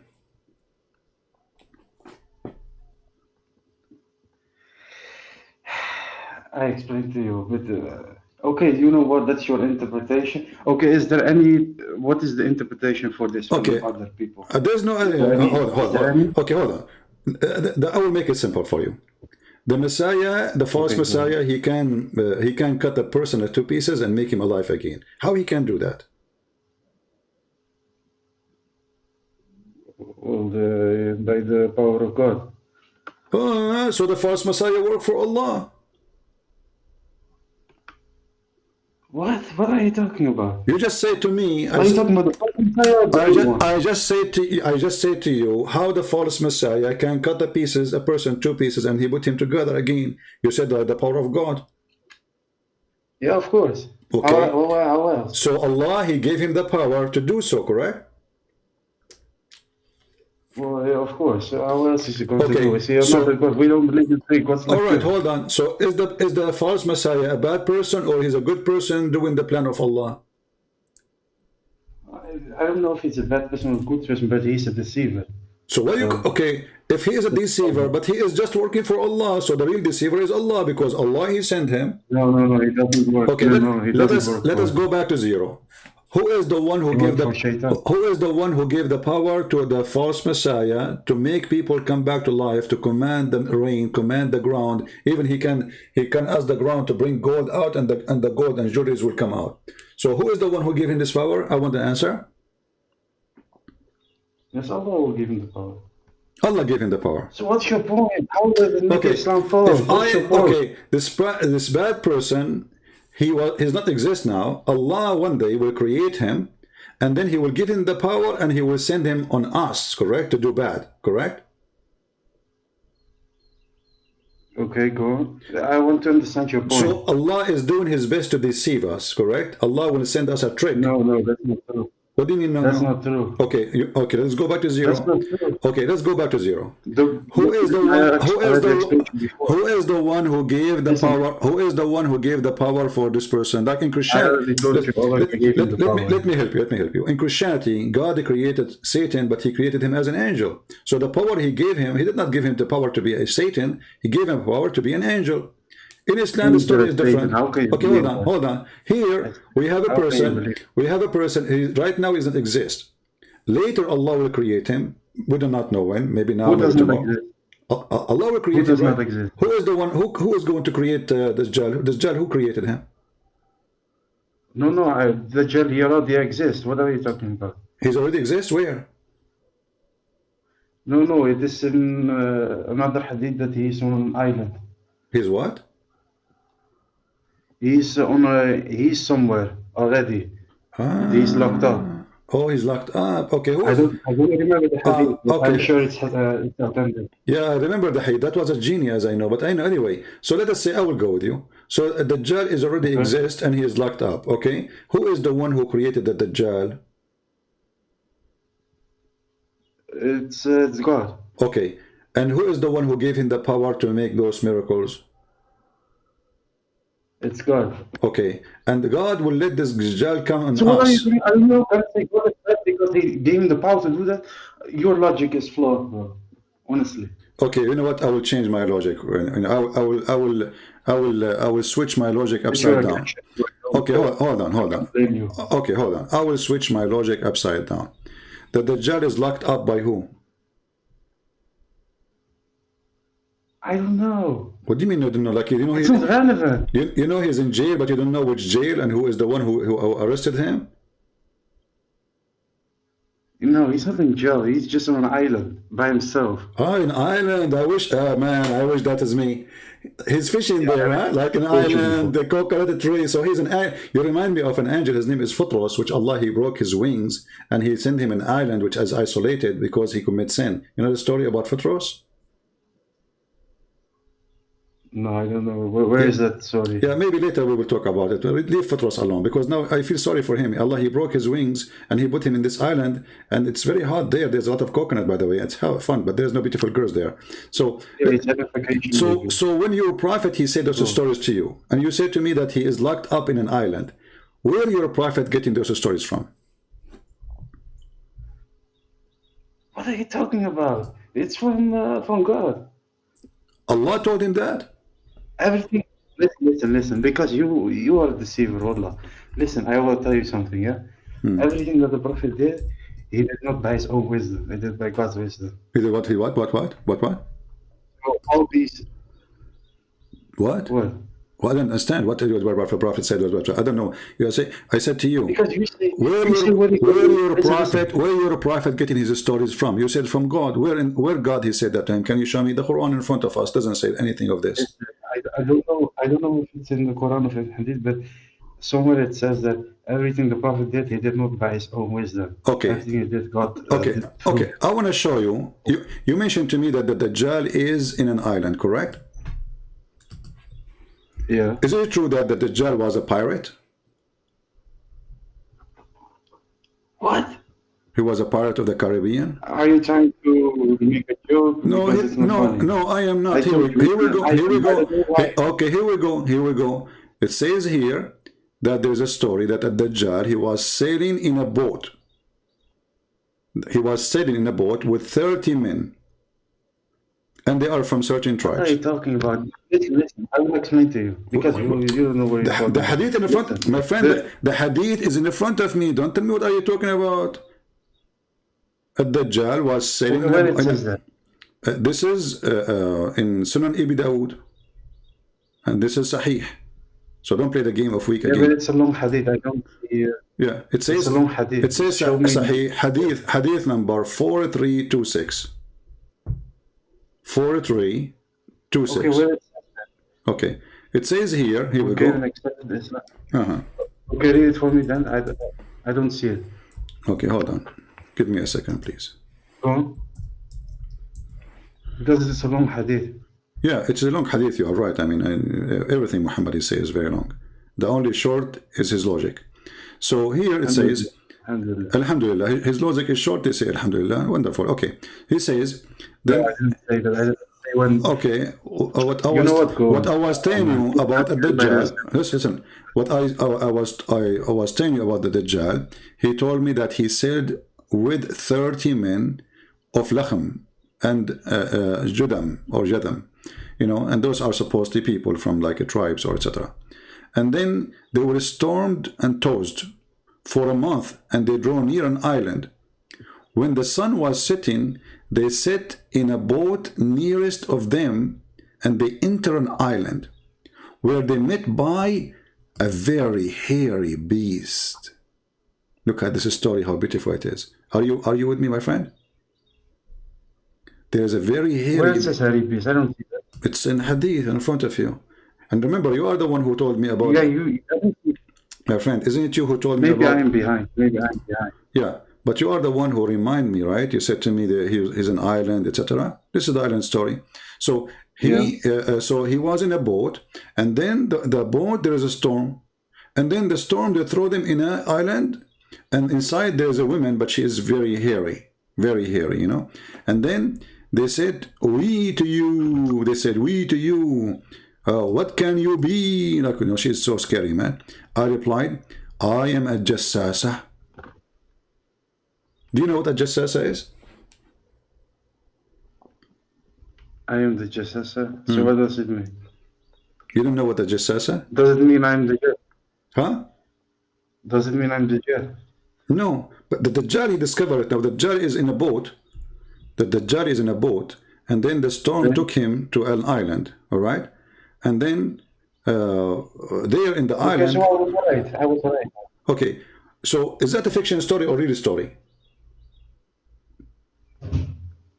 Why should it be fiction? I told you before that he was an island. So if he went on a boat and they got to an island, that fits in the story. So it's no contradiction. It fit with the story. Yeah. Okay. Well, let us guys. Maybe he got on the island. Okay. So this is the Dajjal. He went to an island, and then in the island he said to them, Yeah. "I am the Messiah." Right? Okay. Okay. So now you see, we confirm that the Messiah exists. He will not be created, as you said. You see, I said maybe he will create it, maybe he doesn't exist, right? But you said to me, he exists, and now I agree with you. He exists. Where is the Messiah now? Yes, what are you talking about? You're talking to yourself. I already explained to you before. Where? You did not give me anything. As you see, he's a free. I got you busted. He's a free. Okay, so what's the problem with the story? So your prophet is a liar, because if the Messiah is already exist in his time, and the Messiah is a free, this false Messiah, and he met with the Jassasa, but all of those are the signs of the Judgment Day. So Judgment Day must be happening in the time of Muhammad. So when I told you he's not created, he's not exist, I wanted you to tell me, no, he's exist. So later you cannot deny it, because Muslims, if we say to them he's exist now, they will say, no, he's not exist. If I say he's exist, they will say no. If I say he's not, they will say yes. And that's what I did. I said he exists. Yes, exactly. I said to you, listen, I said to you, he's not exist, he will be created later, maybe now, right? So I said maybe. And then right away you voluntarily, thank you very much, you said, no, he's exist and he's locked up in an island. Okay, so now the false Messiah is exist in the time of Muhammad. He will not come in the Judgment Day. Unless the Judgment Day was in the time of Muhammad. So Muhammad is a fraud. Because as you see, he came and he met with the Jassasa. Do you know who's a Jassasa? I don't know. I already told you I don't know. No, I think... Okay. Okay, go. In the Jassasa... Let me explain. Jassasa is a beast, exists in the Quran. If you go to chapter 27, verse number 82, you will see, So a Jassasa is someone will come in the Judgment Day. So how Muhammad he claimed that? Are you getting what you did now? You just made your prophet a joke, because you just said that you agreed that this what are you talking about? Okay. Is that Jassasa will come in the Judgment Day or no? Yeah. Okay. So what? But as you see, at Jassasa, she met already with the false Messiah in the island. Okay, show me where Jassasa is the beast from the Quran. Show me. Here we go, chapter 27, verse number 82. And when the word of torment, which means the Judgment Day, fulfilled against them, we shall bring out from the earth. We shall bring out from the earth. So she should be down in the earth, not in the top of the earth. And which will speak to them, because of mankind believe not with certainty in our Quran. So Allah in the Judgment Day, he will order the beast, which is this woman with a lot of hair, you know. But my friend, take it easy. Are you okay? Are you okay? No, I'm sick, but it doesn't matter. Well, I hope you will be fine. So where is the... Okay, so this beast will come from the ground. When? In the Judgment Day, correct? Yeah, that's what I remember. Okay. That's the time. So how in the hadith says that the Dajjal, he is already there, and the Jassasa is there, and they meet in an island? Yeah, but where does it say that Jassasa? I already told you. Where does it say that Jassasa is the beast from the Quran? Where does it say that? Yeah, here we go. Let us see. Let us go to the tafsir. I know that in the Quran it says that. Yeah, we go, no problem. We go to the tafsir, and because, you know, if I say to you, it's, you know, you will say to me, this is your opinion, etc., you know, so we don't want to do that. Okay, the chapter of the ant, verse number 2.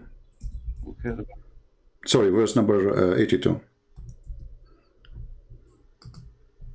So what are you going to show me now? Okay, I will show you. Here we go. This is the tafsir about the beast will come from the ground, and this is in the judgment day.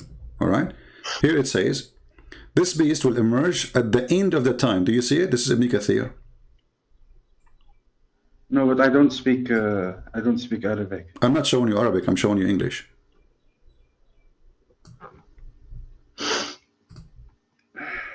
Yeah, it's not in the screen. Okay, now you see it? Take your time. Are you going to translate or? Because I cannot read Arabic. Are you going to translate? My friend, I'm not showing you Okay, so Arabic, now I I'm can showing see. you English. Yeah. Okay. I have delay, I told you. All right. So a Jassasa, this beast, will come at the end of the time, not now, right? Who say this? Who say this? Who say this? The Quran. The Quran says, وَإِذَا وَقَعَ الْقَوْلُ No, who's the عَلَيْهِمْ. commentator? What? Who is the commentator on this? This is Ibn Kathir. Okay. Huh. Okay, go on. Okay. So this will be at the end of the time, where this beast, who is a female, she have a lot of hair, and you know, I mean, that's very good to have a lot of hair if you're a Can you female. zoom out? Can you zoom out? Huh? I want to read the full. I want to read the full commentary. Can you zoom out? You are zoomed in. I can see. Okay. It. No, I would do even better. I'm going to give you the link, and you open it from your side. Is that okay? Let me give you the link. Okay. I will give it to you in your Skype. Here we go. Let's see. This is the link. Open it in your side. This way you will not be waiting for me to scroll down and go up, and you will be able to read it right away.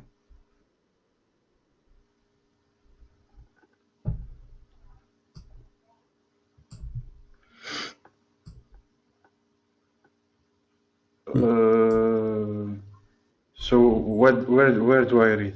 Because there's a lot of text. Do I read everything? From the beginning, it says the emergence of the beast of the earth. I'm starting from there. It says this beast which will emerge at the end of the time when mankind become corrupt. Correct?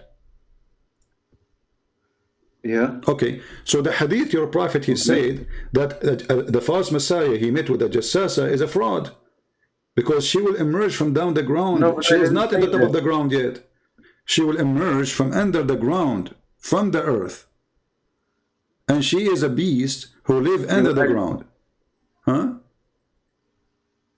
I know. I told you. I know that. But I asked you, where does it say that? What is the name that you said to me in the hadith? Jassasa. The name you said from the hadith? Jassasa. Yeah. Where does it say? How do you know that means the beast? How do you know that? Every Muslim, he knew that. We can show you tons. Huh? Here we go. Let's go. No, I don't know that. You don't I know don't know that. My friend, because you are... It doesn't say that in the Quran. No, because you are just a normal Abdul. You do not know. But this is the name which all Muslims, they use, and your prophet, he used. If I go right now to the hadith, and then I search for the word Jassasa. I just type the word Jassasa. You will see tons of stories, which you do not know about, obviously, because you are an average Abdul. All of them, they are saying Jassasa. Here we go. Listen. I want to ask you also a question. Yes. You need to be.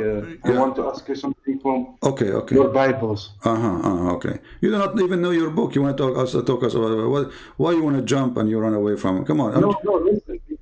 Here we go. You see. Okay. I need to say This is all. It's a story about a Jassasa, and a Jassasa, she have a special description, as you see.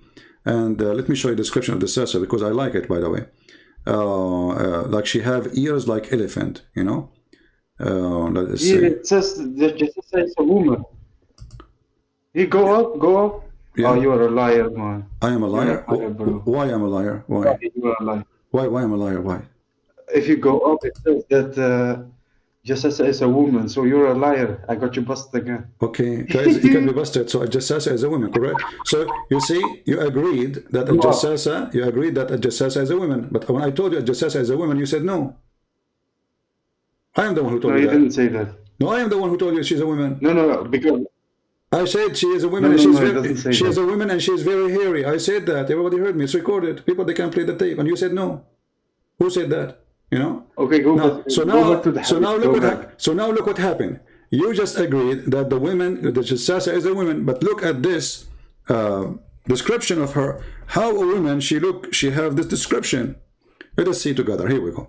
I want you to read with me, and you have the page in front of you. And you agreed that it just says that she is a woman, so we will not have a problem. Read with me.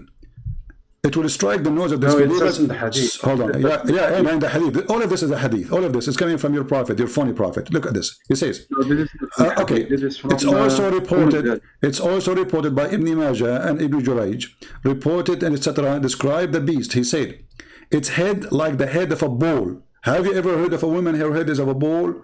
But you're a prophet. He says she's a woman, according to you, correct? No. And its eyes. I like the eyes. Her head is a head of a bull. Her eyes is the eyes of a pig. Her ears are the ears of elephant, and her horns is like the horn of a stag, and her neck like the neck of a ostrich, and its chest like the chest of a lion, and its collar like the collar of a tiger. And her its haunches like the haunches of a cat, and its tail like the tail of a ram, and its legs like the legs of a camel. All of this. You think it's a zoo? All of this, and you said she is a woman. So your prophet is an idiot. How she is a woman, and she No, this is not a woman. Hold on. You are the one who said to me she is a woman a second ago. How can this be a woman? This is an animal. You are the one who told me she's a woman, and you told me I got you. You forgot what you did. You said she's a woman. I got you busted. You said that. No, this is not. How is this a woman? How? You tell me. You are the one who said to me it's a woman, and I agreed. No, listen. Now, okay, hold on. Do you see the story here in front of us? Do you think your prophet is telling a real story, or he's a crazy man? Be honest. Do you think really there's a woman? She have horn. No. She have head of a bull. You're eyes of. Okay, I'm showing you in the screen. I'm showing you in the screen. How you call me a liar? Listen. And I gave you the link, Ibn Kathir. I gave you the link. You are reading it with me. And this is your scholar Ibn Kathir. And those are your companions reporting what your prophet said. And then I am the liar. And you said yourself, I got you busted. She's a woman. Everybody heard you. So I am the one who got busted by you, supposedly. And now we discovered that this woman, according to your prophet, she have a head of a bull. She have eyes like eyes of a pig. She have ears like ears of an elephant. No, listen, you don't. This is interpretation. What interpretation? He described. No, read. It says he described the beast, and he said, describe the beast, not interpretation. As Zubayr described the beast and said,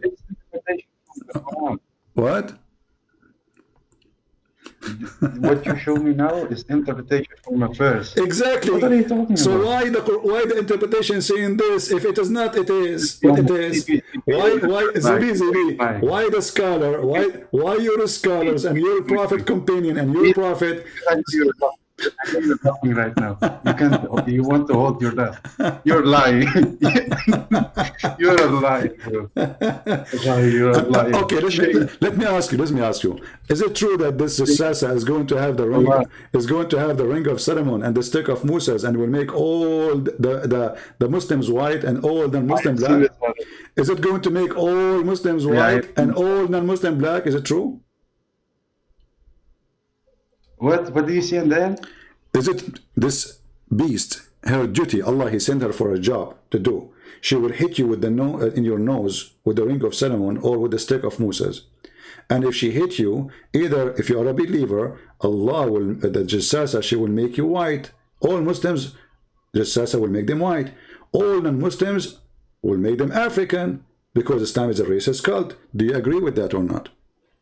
Oh my God, bro. You are a liar. Okay. That doesn't say that. Okay, read with me. I am a liar. Okay, get me busted. You have the website. Read with me. It says here. Here we go. Let us read. And it will bring with her. Because you. It will bring with her the staff of Moses and the ring of Suleiman. There will be no believer without making a white spot in his face, which will spread until all his face shining white. Do you see it? As a result. And there will be no disbeliever left without making a black spot in his face, which will spread until the face is a black as a result. And you keep saying to me, you're a liar. He will go in front of you. What kind of God he says such a thing? So you Muslims are racist. You claim that all bad people Allah will make them black, and all good people Allah will make them white. So all the people will go to heaven. This is not. This is what? Listen. No, this is not about skin color. This is because It's about white what? is Explain. the Okay, I'm Noor. listening. Okay, I'm listening now. It's not, guys. It's not about skin color. Explain to us. It says that if you are not a Muslim, it's going to hit you, and a black spot will be in your skin first, and then it's going to extend until we became, all of you, we became black. Explain that to me. Go ahead. Listen, I told you already. This white and black in this context is not about skin color. No problem. Tell me about this. What? Because we also. Okay, I'm listening. Go ahead. What? I'm listening. Explain to me. I'm listening. Let me finish. You know what Noor means, right? Noor. I know what Noor. What is Noor? Yeah, Noor. That's like the light. If you're a good believer. Yeah, I have a flashlight. Okay, what about it? Yes, that's what we mean. That's what we mean with in this context, because it says shining white. It doesn't say white. You're a liar again. Not only white, you are shiny, so you're extreme white. You will be extreme white, right? Clever. What? No, it doesn't say that. Well, it's just shining. Okay, what about the black? Like a diamond. Okay, what about the black? What about the black? You see, now you want to hide behind the shiny. Okay, let us see. It says here that it's going to make a black spot in his face, which will spread until his face is black. As a result, there's no shiny here. Can you hide behind shiny now? In the first one, you hide behind shiny. Black is darkness. Huh? There's no shiny here. Here we go. Shiny, there's no shiny. The goat ate the shiny. No. What? Listen. Is it going to make his face black? Does it say shiny black, or it says black? So the Muslim not only will be white, will be shiny white, which means extremely white, but the black will be very black. So your God is a racist, claiming that everyone who is bad, Allah will make him black, and everyone who is good, believe in him, Allah will make him white. The proof in front of you. I told you. And by the way, I don't know. Your name is Ayub, right? Ayub, listen. I am not against this, by the way. I wish Allah will make me black, because finally I will get a girlfriend. It's my dream. I will become a black. Second day, a girlfriend will like me. Right now, nobody like me. Women, they hate me. So now I have, for me, I have no problem if Allah make me black. Being a black is not an insult to me. I would love to be black. I would love to be Asian. I would love to be Filipino. I would love to be Indonesian. I would love to be African. I don't care. A human is a human. We are equal. Nobody is better than anyone. You are bad when you are do bad, when you are ugly when you are doing ugly. So your God is a very filthy God. And those are all fictional stories, from your fiction prophet to your fiction religion. How? Listen. Even if you are black, you don't get a girlfriend. How you get a girlfriend? You're in your basement all day, every day. That's my first thing. Exactly. My second thing. Exactly. See how I'm going to get a girlfriend and sitting in front of my computer. See, so because I love God, I don't care about girlfriend. I was joking with you, you idiot. It is you who worship Allah for the sake of your penis. You do jihad. You do jihad to get what versions. You do jihad to get version. You get jihad to be white. You do jihad so Allah will give you. Is it true that your prophet says you will have 70 years orgasm? What kind of religion teach you that if you have sex in heaven? Huh? Listen. I'm going to explain to you. Explain to me what? Here we go. I'm listening. Okay, why Allah will make the person who don't believe? Okay, I'm listening. Why Allah will make the person who don't believe in him a pure black? Go ahead. No, listen. I will explain to you both. See, shining white is what I said before about the Noor. That's if you shine. Really? That's so you Muslim, what Noor? You will be made of light? No. When he says shiny, shiny white, it means shiny snow. This is what snow is reflecting but it's so white. Okay, listen. It doesn't say that. Okay, okay. When your God, he promised you those little boys in heaven, are they black or white? They are gray. They are gray. Let me finish now. They are gray. Listen. Let me. You are making. What is the problem with you? Or you are making. You are making fun of Allah now. Okay, that's one. Here we go. It says here they are white. Oh. They are white, very white, hiding pearls. Answer your question because you don't let me. My friend, chapter 37. Chapter 37. They are white pearls, extreme white pearls. Read it. So this is your Quran, and this is your Islamic translation, funny translation. Huh? So they are extremely white, like pearls, like white eggs. Yeah, so what? So birds have no skin color. What are you talking about What do you then? mean they have no skin color? The women, they have no skin color. No, the women, they have a skin color in the heaven. Your prophet, he says, they will be so white to the point they are transparent. Because when a person is extremely white, you can see the blood under his skin. You can see the vein under his skin. So your prophet, because he's your prophet, because you're a prophet because he's obsessed. He's obsessed with white color. So what he do? He promised you that. No, you're obsessed with black color. Okay, let us see. I saw what's wrong with the black color. I know black people are beautiful people. I love them. All my neighbors, most of my neighbors are black. They are wonderful. I love them all. I have a woman. She is like 8 years old. I go check on her almost every day. Every day, I go and check on her to see if she needs anything. So listen. Oh, no. Listen. Is it true? Is it true that your prophet, he promised you women they are so white to the point you can see through the marrow of their bones? I don't know. I know. Why are you asking me this? You don't know? I know, because we are talking about this topic. Here we go. You're a prophet, he said, that I swear by Allah that each one of you will have, etc., a reward. And then he said, they are so beautiful, pure, transparent. The marrow of their bones of their legs will be seen through. And the bones and the flesh. Okay, so what? Why they are transparent? Why they are not? Why they are not normal black women? Why there's no black women promised for Muslim men in heaven? Why all of them they have to be white? Transparent is not white. Transparent is not white. No, transparent is not white. No, transparent is they are so white to the point you can see through. What? What are you talking about? Okay, I want you. Transparent is not white. Okay, listen. Is that a beautiful image? The woman he is promising you now to have a transparent woman, you can see the bones. Yeah, of course, it's beautiful. Of course. Okay, let us see how it looks like. Okay, this is very beautiful. Here we go. So this is one of Mr. Ayub wives, and she is very beautiful. Here we go. You see how beautiful she is. So you are saying to me that your God, he will promise you a bunch of bones, and according to you, this is very sexy. This is very sexy, and this is very beautiful. Oh. Yeah. Okay. Well, I don't know what to say to you, my friend. What? Yeah, this is very beautiful. What's wrong with that? I don't know. Do you see anything wrong? Yeah, I like it. This is so That's beautiful. Something different there. Look at those possessions, brother. Unbelievable. Oh, look at this. Yeah. So the point is that obviously all the stories your prophet he said is a cartoon.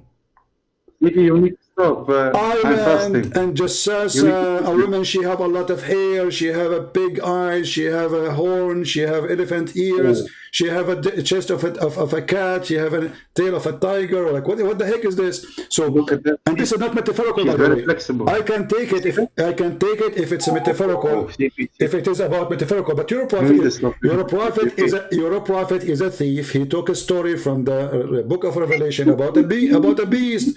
So you're a prophet. You Muslims are very funny. You steal stories from other books, and then you add your own spices to it. So listen. So are you convinced? Be honest with me, that the story about the false Messiah taking a boat and going in a ship is a true story? I explained to you. What's wrong with you? No, you did not. Is it a true story? I want you to tell me. When this guy, he took a boat and he met the beast in the island. Is this a true story? Yeah, it's true. Maybe. It is true. What is the proof of this story? Listen, you didn't even show me if it's authentic hadith. You didn't even show me. So what if it's not authentic now? So it's not authentic. But tomorrow is going to be authentic. Just wait until tomorrow. Okay, so then it's not true. So it's not authentic? Simple. Okay, here we go. It's authentic then. I just changed it. You said that. No, you said that. I said to you it's not authentic. Tomorrow I will make it authentic. Tomorrow came so fast. Here we go. It became authentic. It says Sahih al-Albani. And this is that. No. Authentic, not authentic. It's authentic. Read it. It says Sunan Abi Dawood 4326. Authentic. Everybody can read it. It says Sahih. Listen. You showed me like You already showed me like 5 hadiths. No, You only that, showed me I one showed you that says it's okay. this The one. other No, this one. one, I'm asking you about the you one. I only- just asked you no, no, about no, the no, no, one in no, the no, no, no. I just asked you about the one in the boat. This is the one in the boat. I told you he's a Yeah, so pirate. what? Okay, and he met a jassasa, and you said, I don't know if it's is it authentic? So it is authentic. So it's a true story that a Dajjal is a free and is going Okay. around. So what is he? If he If is, it, listen, listen. if he is, if he is a free, Listen. if he is a I will free, explain. if he is I will exist, explain. if he, okay, if he is exist, that's the question, and then you can explain. If he is exist in the time of Muhammad, Okay. and Muhammad, he said that this is happening in his time. Okay, where is this guy now? Where is this beast to? Go ahead. What happened in this time? What do you mean? You mean this story? No, as long he is a free, the guy is a pirate. He have a boat. He go from island to island. As you see, he met with a jassasa, perfect team. She is a beast. He is a false messiah. Both of them, they are very powerful. She have the ring of Solomon, and she have the stick of Musa. She got all the magic of the Lord of the Ring. So now, by having this happen, what happened to those two? Why they are not here? Why we don't see them? Do you think they have connection with the Trump? Which two? Which two? The Jassasa and the beast, the Jassasa and the Antichrist, the false Messiah. Do you think like Trump he hide them, or do you think Obama is involved in this, or maybe Sarkozy, or Yasser Arafat, or what do you think is happening, brother? Maybe Hamas they got him locked. Listen. What is this? Maybe. Listen. What? I will explain. Okay, I'm listening. Okay, listen. Okay, finally. No. Because you talk a lot of stupid things. You know the Gog and Magog, right? Yeah, I know Gog and Magog. They actually we are friends. We go to the park together. Listen, I'm not going to switch subject. I'm not going to. I'm giving you example. You know, Gog and Magog. They are hiding, right? They are hiding where? Well, CP, let's just continue. You know what I'm talking about. We are continuing. Because now we're going to switch. No, you have to tell me. You said they are hiding. I'm asking you where they are hiding. I don't know where. I don't know. What do you mean you don't know? But just agree with me so I can go on, yes? So okay, they are hiding where? Are they hiding underground? Oh my God. Are they hiding underground in the top of the ground? Are they under the ground or in the top of the ground? No, I think they are on the ground, I think. In the ground? In? Yeah. Well, the Quran says that he built the dam between two mountains. Have you ever heard mountains under the ground? So this is Alexander the Great. Listen. Okay, that's true. Okay, so you agree. That's wonderful. You agree. So now it's above the ground. Okay, how come we cannot find them? So Alexander the Great, he built a dam. I'm letting you finish. I mean, see, I like you, my friend. Actually, I'm going to make you. I will make you an admin in my chat room when we are not live. From now on, when we are not live, you're an admin. I promise you. Now, listen. So the dam is built between two mountains, and now they are behind the mountain. Why we cannot find them? Go ahead. I'm listening. Okay, I don't know why we can't find them. Because it's a sign. It's not yet happened. So it's a sign for in the last hour. How come? So it's not. But how come Zulqarnain he found them? Is Zulqarnain is a man, a human like us, or is not? Zulqarnain, he is the one who's talking. You know, Zulqarnain. The guy with the two horns. But he's also but he's not normal. He's also in the Quran. If I don't. Yeah, he's in the Quran. We are showing you the verse. This is the guy who he found where the sun set. He found it set in murky water, which is true, scientifically proven. I know you're going to say that. No. We will not go there now. So he came to those people. He told them those people are attacking us, and they are like not a human. And now you need to build. You need to build for us a dam. So he built the dam. Okay. So the dam is in the top of the ground. How come we cannot find them? Especially your prophet, he says 1,000 from you. Your prophet, he says their number is 1,000 from them, 1 from us, which means if we are 7 billions, they have to be 7 trillions. So how come we cannot find them? Maybe they are very small. How you know?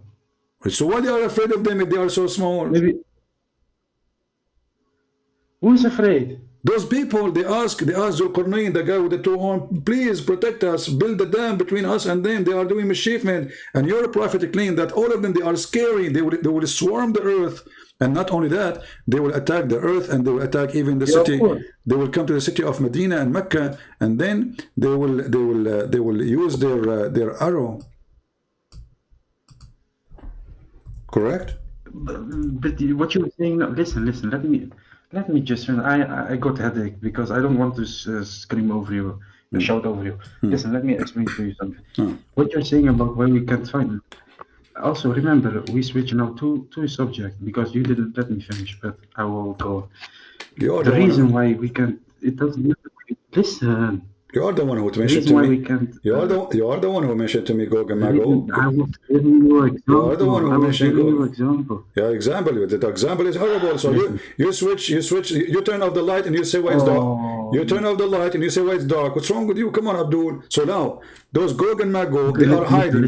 But you're a prophet. Listen, you're a prophet in his time. He says you're a prophet. He said in his time. The wall, the barrier of Gog and Magog has been opened so much. He is so terrified in his time. Actually, so Gog and Magog. How Muhammad was able to know that the whole of Gog and Magog is open? Because he had it from Allah. Okay, are they out or not yet? Okay, listen. Because I remember also a hadith that says. That they are on the ground also. So maybe this is just for a specific time. Yeah, I agree with you. The Quran says, my friend, the Quran says Allah, He created 7 earth, right? Yeah, so what? Okay, so every earth have a level of... No problem with that. Seven earth and 7 heaven. Every earth have a level... No problem with that. Every earth have a level of a creatures, correct? I don't know about that. Maybe. What do you mean? I know that it's a 7 earth, but I don't know. I remember a hadith that says that they are digging up until they are on earth. Okay. Where we are right now. All right. And, so and every time they try to dig up. All right. Listen. Every time they try to dig up, they will say we are close, and then because they didn't say. Inshallah, we will get there. Every time they will not get there. You know the hadith, right? I know for sure. I know the hadith absolutely. You know so you are saying to me now. So you are saying to me, if you say inshallah, you can accomplish your mission, correct? No, this is about. No, I'm not saying that. I'm saying in this specific moment. What moment? In the Quran, I think, because the problem with you is you take things out of context.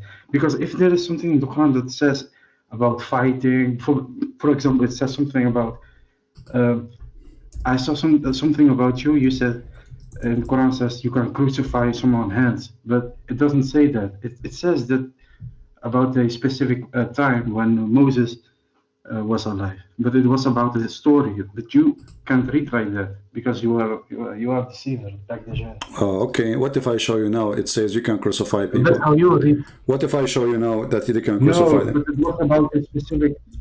No, it was about a specific time when Moses was alive. No. Here we go. Chapter 5, verse number 33. I got you busted. Here we go. Read it. You read out of context. I'm not reading. Here we go. We can open Ibn Kathir. And this is the Quran in front of you. I'm not talking about Ibn Kathir. I'm talking about the Quran too. And why Ibn Kathir will agree with me, don't agree with you? So if this was for mischievement, did your prophet crucify people? No. Okay, let us see. He never killed people. So okay, let us see if this is true or not. Here we go. You are actually you have made these people, these brainwashed people in your YouTube. Okay, read with me. Listen. Read with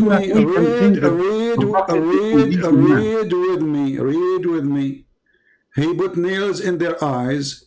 He cut their hands and he cut their feet. Here we go. This is what they do in the crucifixion. This is why ISIS they do it. Read it. He put, No, but you didn't read the whole he, chapter. here we go. Read the whole chapter. He did put nails in their eyes. He put nails in their eyes. He blinded them. And this is exactly what the Quran is saying, that those who do mischief in the earth, you cut their hands, you cut their feet, you cut their etc. And you crucify them. And Muhammad added, and people, they are back, they beg for water, they are dying on the cross. Look at this. He gagged their eyes. This is your prophet. This is the mercy of the prophet. The Muslims, they say to us, the prophet was merciful. He put people in the cross. He cut their hands. The Roman is way more nicer. At least those people, they put you in the cross, they don't do this. Muhammad, he cut their hands. He cut their feet. And then he put nails. He put it in fire and he put it in their eyes. How you say that the Romans crucified your God, man God? So how you say they are nicer? So okay, well, I'm saying they are nicer because simply the crucifixion is way nicer than this. This is way more. They killed your God. No, hold on. You see the Roman. You think killing your God is don't be a fool. I'm saying nicer as a way of killing, which means the way of killing is ugly anyway. But your prophet is way more ugly than even the Roman killing. So you're a prophet. Your prophet enjoy torturing, and you lie to me saying that the prophet and Islam don't teach crucifixion. You're a prophet and your God, he is learning from the Roman. This is the punishment of the Roman. This is the pagan practice. Why Muhammad is using the pagan practice as punishment?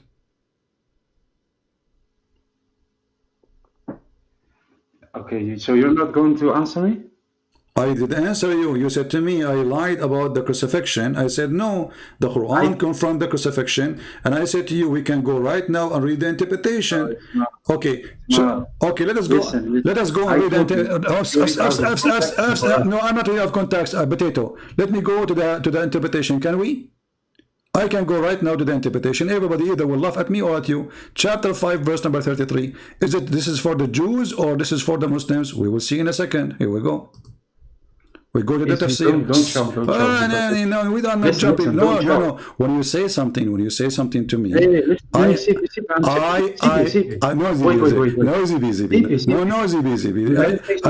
have to get you, but I know ZBZB. I have to get you busted. Chapter 5, verse number 33. Chapter 5, verse number 30. Why you don't want to read it? You said you want to get me. You said you want to get me busted.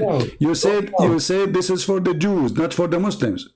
Did you? Just what you said. CP, don't shout. Read with me. Here we go. It says. Okay. The following verse was revealed by. Hold on. When they came to the Medina and etc. And then somebody suffered from illness. He told them to go and drink the camel urine and milk. So the prophet here. Who care if you meet me or not? Get hang up. Go. Who care? Potato. So when you say I'm lying, you are the liar. Go and drink the camel urine, Dr. Muhammad, camel urine prescription. You see it in front of you.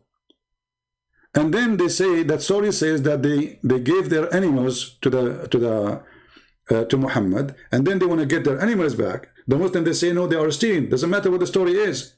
So they came to the shepherd, they killed the shepherd, and they ran away. And then Muhammad, he sent his army after them. And he brought them and he crucified them. And this is what the verse is about. So when you are saying this is for the Jews and you are supposed to mean I'm lying, that is your stupidity. This is Tafsir al-Jalalain. You can see Ibn Abbas, you can see Ibn Kathir, you can see whatever you want. You are just a stupid kid who try his best to defend his prophet, but at least you are more brave than those who have a beard. You see, because those are kids and nobody count what they say, they can call me. But the one who have a career, he will never do that, because that will end his career.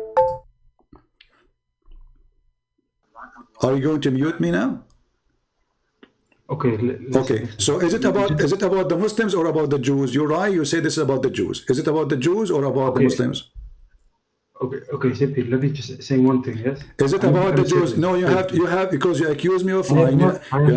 You have to apologize before you continue. Here we go. I have it in front of you on the screen. Was a verse was given to the Jews or given to the Muslims to crucify people? I don't see it yet. I just gave you, it's chapter 5, verse number 33, and you can read the interpretation. Open any one of them. I have now Ibn Abbas in front of me. I can open Ibn Kathir. I just opened already Jalalain. All of them, they say this is about crucifixion for those who do mischievement and revealed to the message of Allah. Revealed to the message of Allah in the city of Medina. I don't. It's not on my screen. It's not on my screen. I will give you even Let's the see, link. one thing. I will give you. Shout, okay? I will give you. I will give you. I will give you the link. I will give you the link. Here we go. Should I give you the link? Wallahi. Wallahi. Please, let me just say one thing. Wallahi, what wallahi? One thing, okay? What wallahi mean? Okay, please. What wallahi mean? Because you woke up my parents. No. Because he was shouting. Please just don't shout, okay? Because I also can shout now. Because use a headphone. It's late in the. Don't you have a headphone? I don't have a headphone. You have money for me because you have a lot of money because of Patreon. I have a lot of money. Okay, my friend, let us ask. Is it okay to ask people to go to give money and go to heaven? Like the scam Muhammad? I don't ask people to, hey guys, since I come here, did I say to anyone go and make donation? Anyone heard me saying, hey guys, go and make donation? I don't. I go live on air. I finish my broadcast, I say nothing. If people they go, okay, no. You see, hold on. You open a topic. It's very important because the one who asks people to go and give money so they can go to heaven is your prophet. I don't promise people heaven, and I don't talk about it. I go live. My service is for free. I give my books for free. So if somebody want to help me because I am helping them, no, hold on. You said now you know. A second ago you do not know. You said you are doing it because you have money. Listen, what kind of God? He asked. You don't get money? What kind? You don't get money?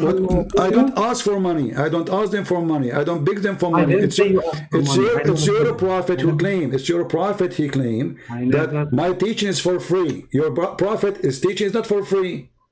Is the teaching of for free? Okay, hold on. Okay, here we go, guys. The teaching of the prophet is for free. You want to challenge me? It is for free. Do you want to challenge me? I can go to a mosque and get the Quran for free. Because he's dead now. When he was there, you don't get it for free. So I'm asking you now. I do. I'm asking you in the time of Muhammad, was it for free or you have to pay him? Why are you talking about the time? I'm talking about. You are saying Muslims today are better than Muhammad. So now it's for free in the time of Muhammad is not? I didn't say that. Okay, I'm asking you in the time of Muhammad, was it for free? You said. I'm saying in the time of Muhammad. I lost my voice really. My voice is getting tired. Okay. So go. Is it for free when your prophet, if you want to meet your prophet in a private consultation, let us say you came to the prophet and you said to him, I want to talk to you. Is it for free? It's his teachings are for free. Yes. I just asked you the question. Let me repeat the question. If I come to Muhammad, you ask me if it's for free. Yes, I come to Muhammad. I want a private consultation. Is it for free or I have to pay? Private consultation? You're talking about appointment or something? No, I come to his house. I come to his house. It means I'm not speaking to everybody. I came to his house. I say, Prophet, can I talk to you? Is it for free to talk to him? It depends. You mean on Islam? In the time of Muhammad, if a guy he come to Muhammad to talk to him, is it for free? It depends. It depends on what you want to talk. Depends. Because he was a businessman. What? He was a businessman. To talk to him about Islam, to talk about Islam. So agree, Muhammad is a businessman. Islam is a business. What is his business now? He's working full time as a prophet. What business? So a man will talk to him. I want to come and ask him a question about Islam. Should I pay to ask him the question, or he would ask me for free?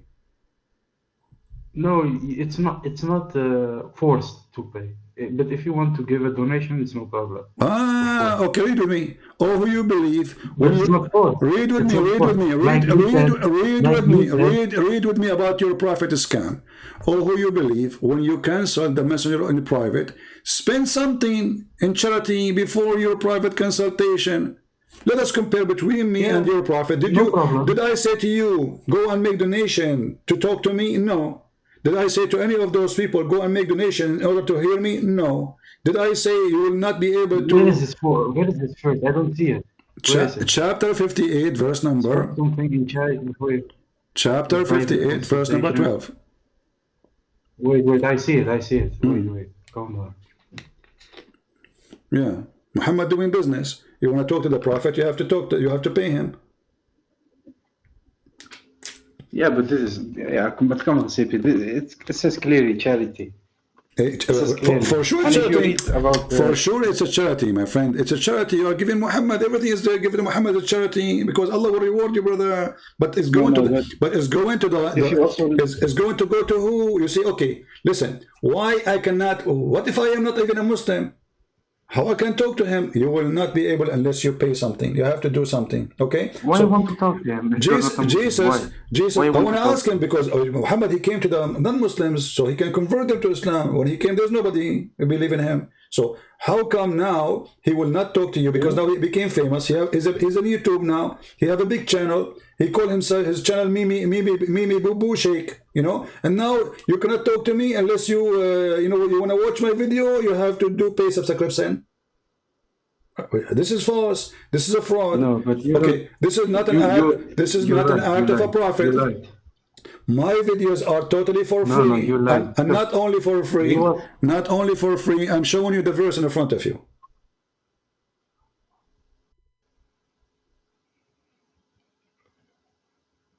No, but first of all, listen.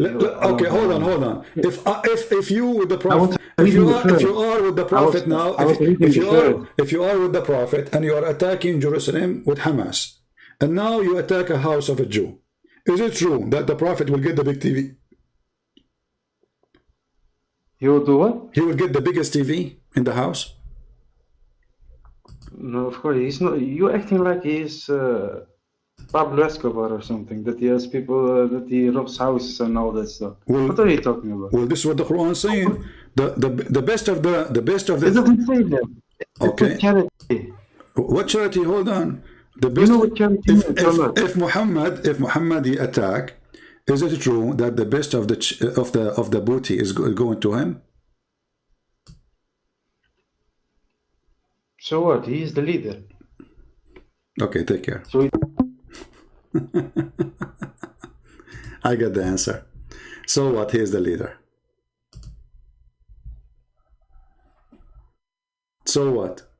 He is the leader. He's the leader of the gang.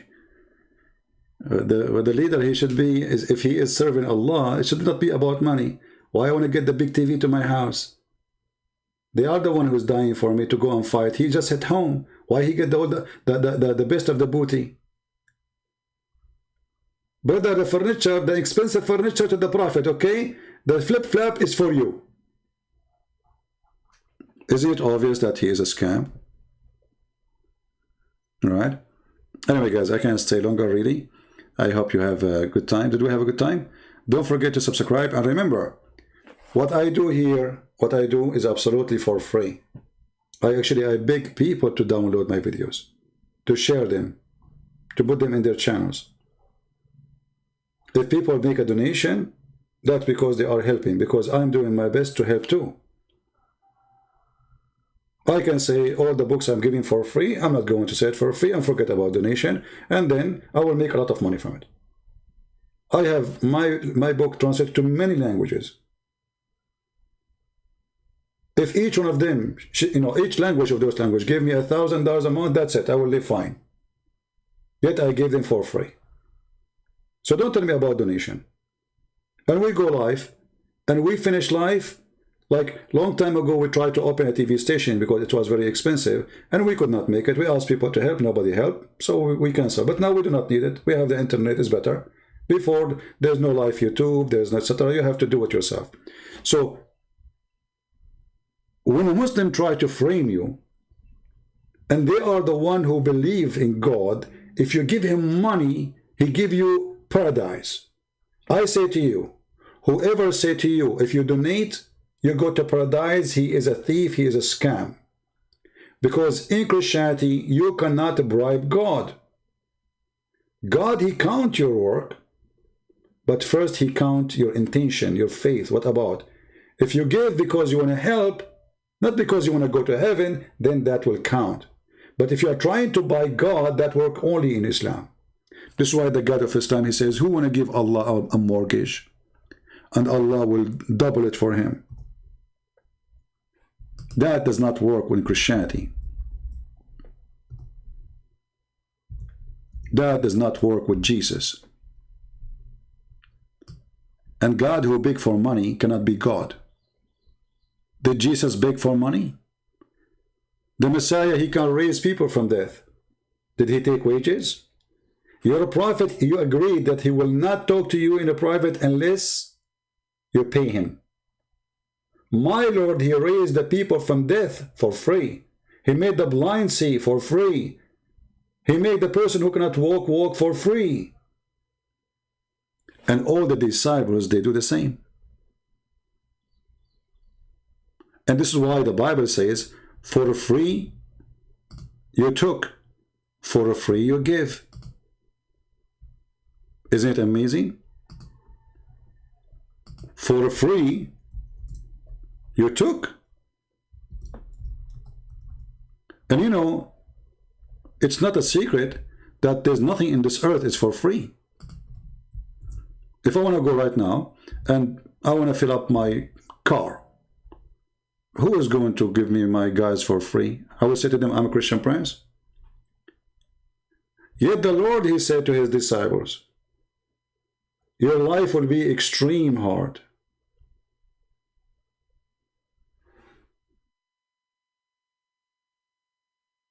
And because your life will be extreme hard, you are my disciple.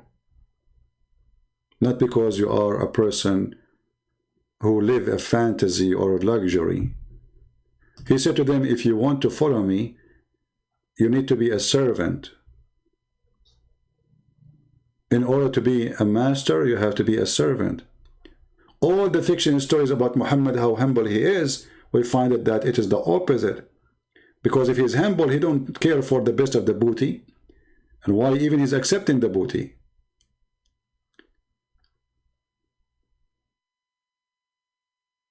Isn't it Allah is your provider?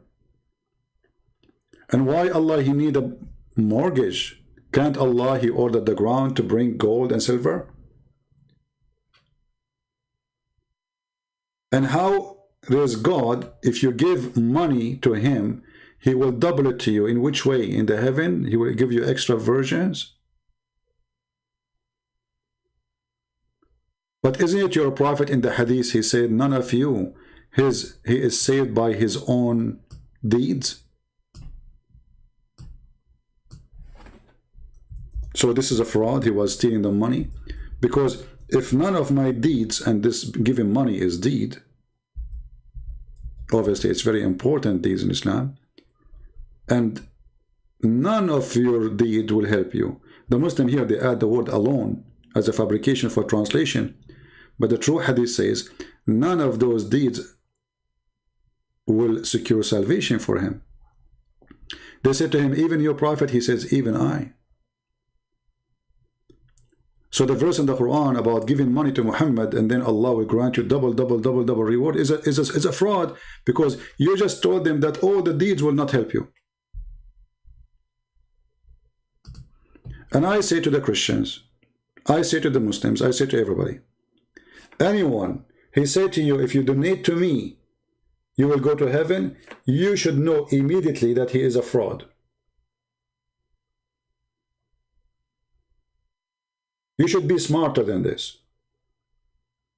Anyone claim that he is serving God and yet he will not do the service unless you pay him, he is a fraud. And that including priests. But in Islam we cannot say the same, because all of Islam is based on a fraud. Muhammad himself, their best example, he cannot do anything unless you pay him. But we can say that when it's come to Christianity. For a priest, he will not bury a person, he go to the funeral unless you pay him. He is obviously a scam, not a true servant of God. A true servant of God, he go, and we understand that as priest, he make living from people gifts. He's serving them, right? He's not a farmer. Okay, he came, he prayed in the funeral. People, they give him whatever they can. But he will not say, how much you pay me before the funeral? How much you will pay me before the wedding? Those who do this, they are scam. Stay away from them. The Lord, he said, from their fruits you shall know them. And your fruits is your tongue, before your tongue speak. Right?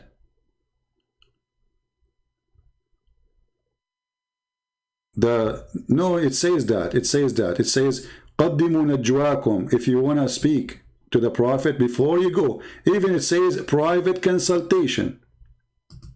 It's mentioned literally the word private consultation. So don't give me a speech. Don't tell me it doesn't say that. Here we go. Let us put it again on the screen.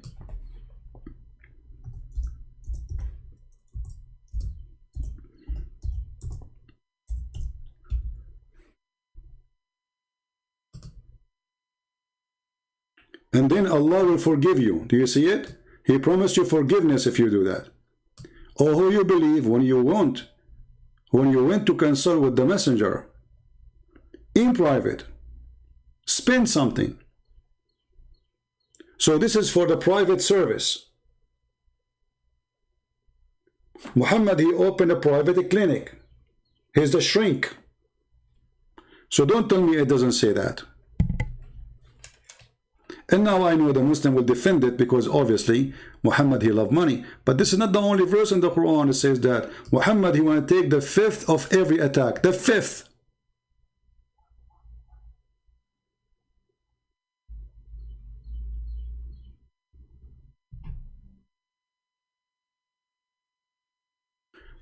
Look at this guy. He's saying this is not a must.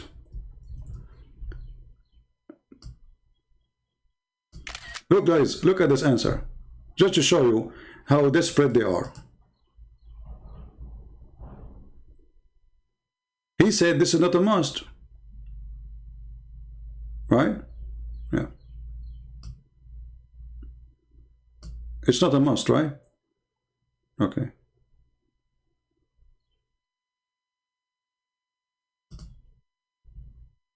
If it's not a must, why you are bothering the people with it? People, if they have good heart alone, they will give.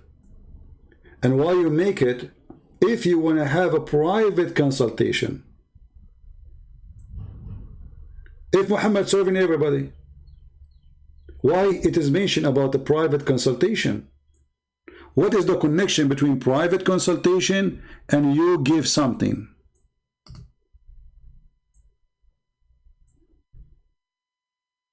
And then if you cannot have, okay, what Allah is all merciful. Merciful for what?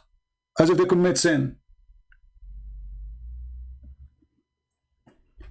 And this is not the only verse. You can go right now and search about the best of the booty for Muhammad, including women.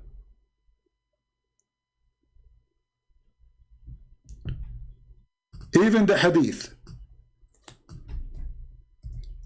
Muhammad, he was not shy to say, Allah's favor in the following things.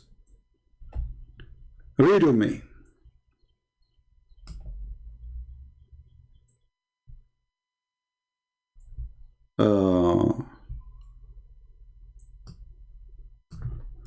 Let me try to find the hadith.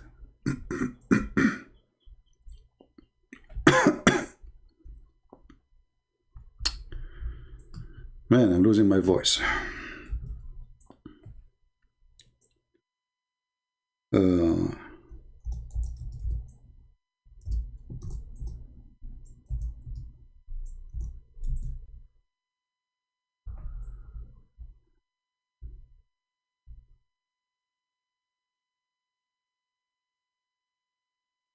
He described how he been favored by many things, and he described that the best of the booty is given to him.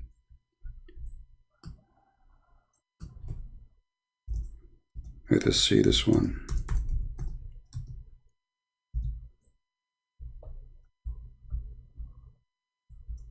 All right. Here we go. But I want the other hadith, where it says he got the best of the booty. Not only he got the booties, so he have in favor to be a terrorist, to install terror in the heart of the disbelievers from a distance of a 1 month journey. He's been in favor to have the booties. See, all of those things, and even all the treasure of the earth, Muhammad should own all the treasure of the earth.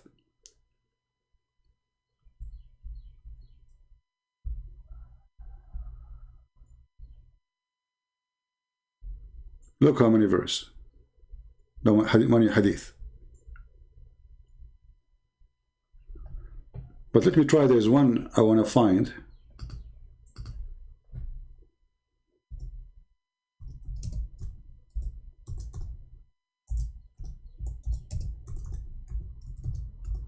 While Jesus, he did not take a penny. He did not own a donkey. He did not own a house.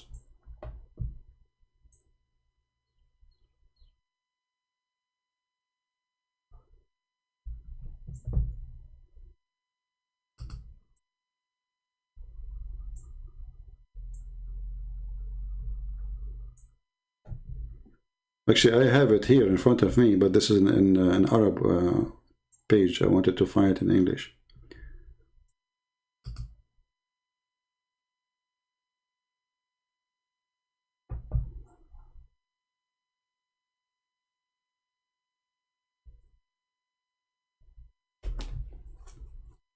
Here we go.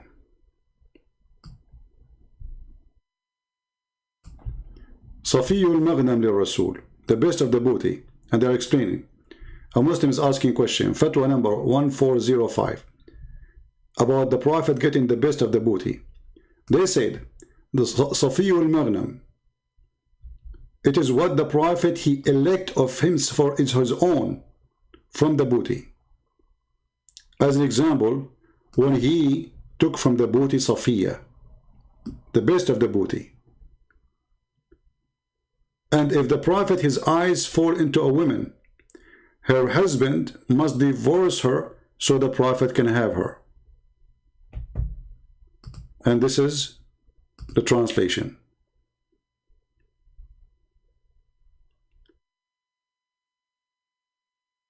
The interpretation of the verse was in the fatwa, etc. It says, he chose to himself, the translation is very horrible, you know, the best of the booty. And then they speak about, but those who speak Arabic, they can go and read. Let me post the link for you. You can go read it by yourself if you speak Arabic. I'm sure this guy speaks Arabic. Why a prophet of God, he want the best of the booty? And why he choose the best of the women to go to his bed? You don't have enough money? You don't have enough women? Nothing is enough for him? Right? Yeah.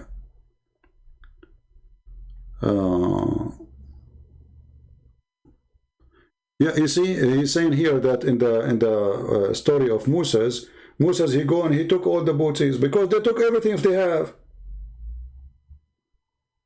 The Jews, they took everything. The Jews, not only they took everything they have, the Jews, they've been taking all of them. They took their goats, they took their animals. So this is what they used to do to the Jews. All the tribes around the Jews, they used to attack them. And not only they take their money, they take their whole nation. So they are going and taking back what they lost. You're a prophet here. He's attacking the Jews who they never took anything from him. Did the Jews took anything from Muhammad? Did they kidnap Muslim women? Did they take the money of Muhammad? Never. So the Muslim, they say, when the Prophet was attacking the caravan, he was attacking what? Because they kicked him out of Mecca. They lost everything there, which is a lie, because they left in peace. They took all their stuff with them.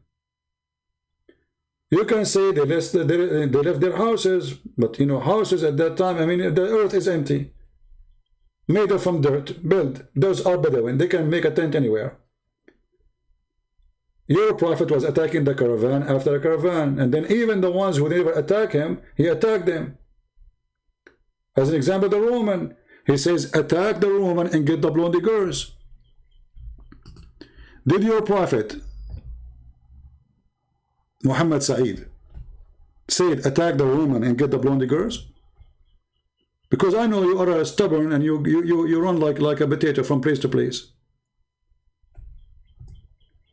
Your prophet says, attack the woman and get the blondie girls. Is that enough of proof that Muhammad is a fraud? Imagine today I say, let us attack Iceland. All of them, they are blonde. Okay, Christian Prince, why you want to attack Iceland? Because we want to get the blondie girls. Don't you want to get the blondie girls? And then when a guy, he said to him, don't tempt us with women, man. Muhammad, he accused him to be a hypocrite.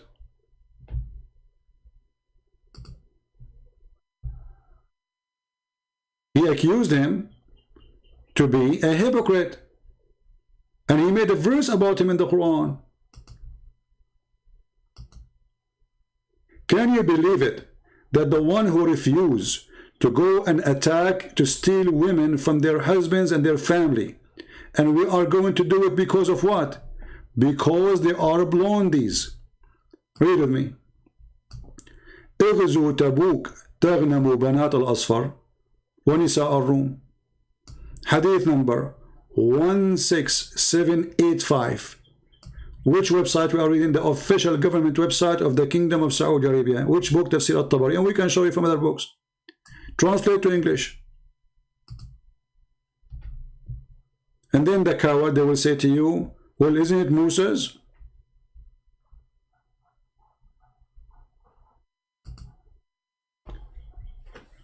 And he accused the man who said to him, don't tempt me with women. Invade Tabuk. To conquer and get the yellow daughter. Yellow daughter is translation for the word asfar, which means blonde. This is what the word they use in the old days. Now we don't use it no more. We use shaqrawat. So attack the Roman, attack the Tabuk. This is what the Roman was there, proving that the Arabian Peninsula end with Tabuk. And the Roman never invade that area after, that's it. They never come to Mecca. The Roman never attacked Mecca because it was empty. There's nothing there anyway. So conquer the Tabuk so you can get the yellow daughter and the women of the Roman. This person, he said to him, oh, excuse me, don't tempt us by women, you filthy. And then Muhammad, he made a verse about him saying, oh, he is the filthy, he is the hypocrite.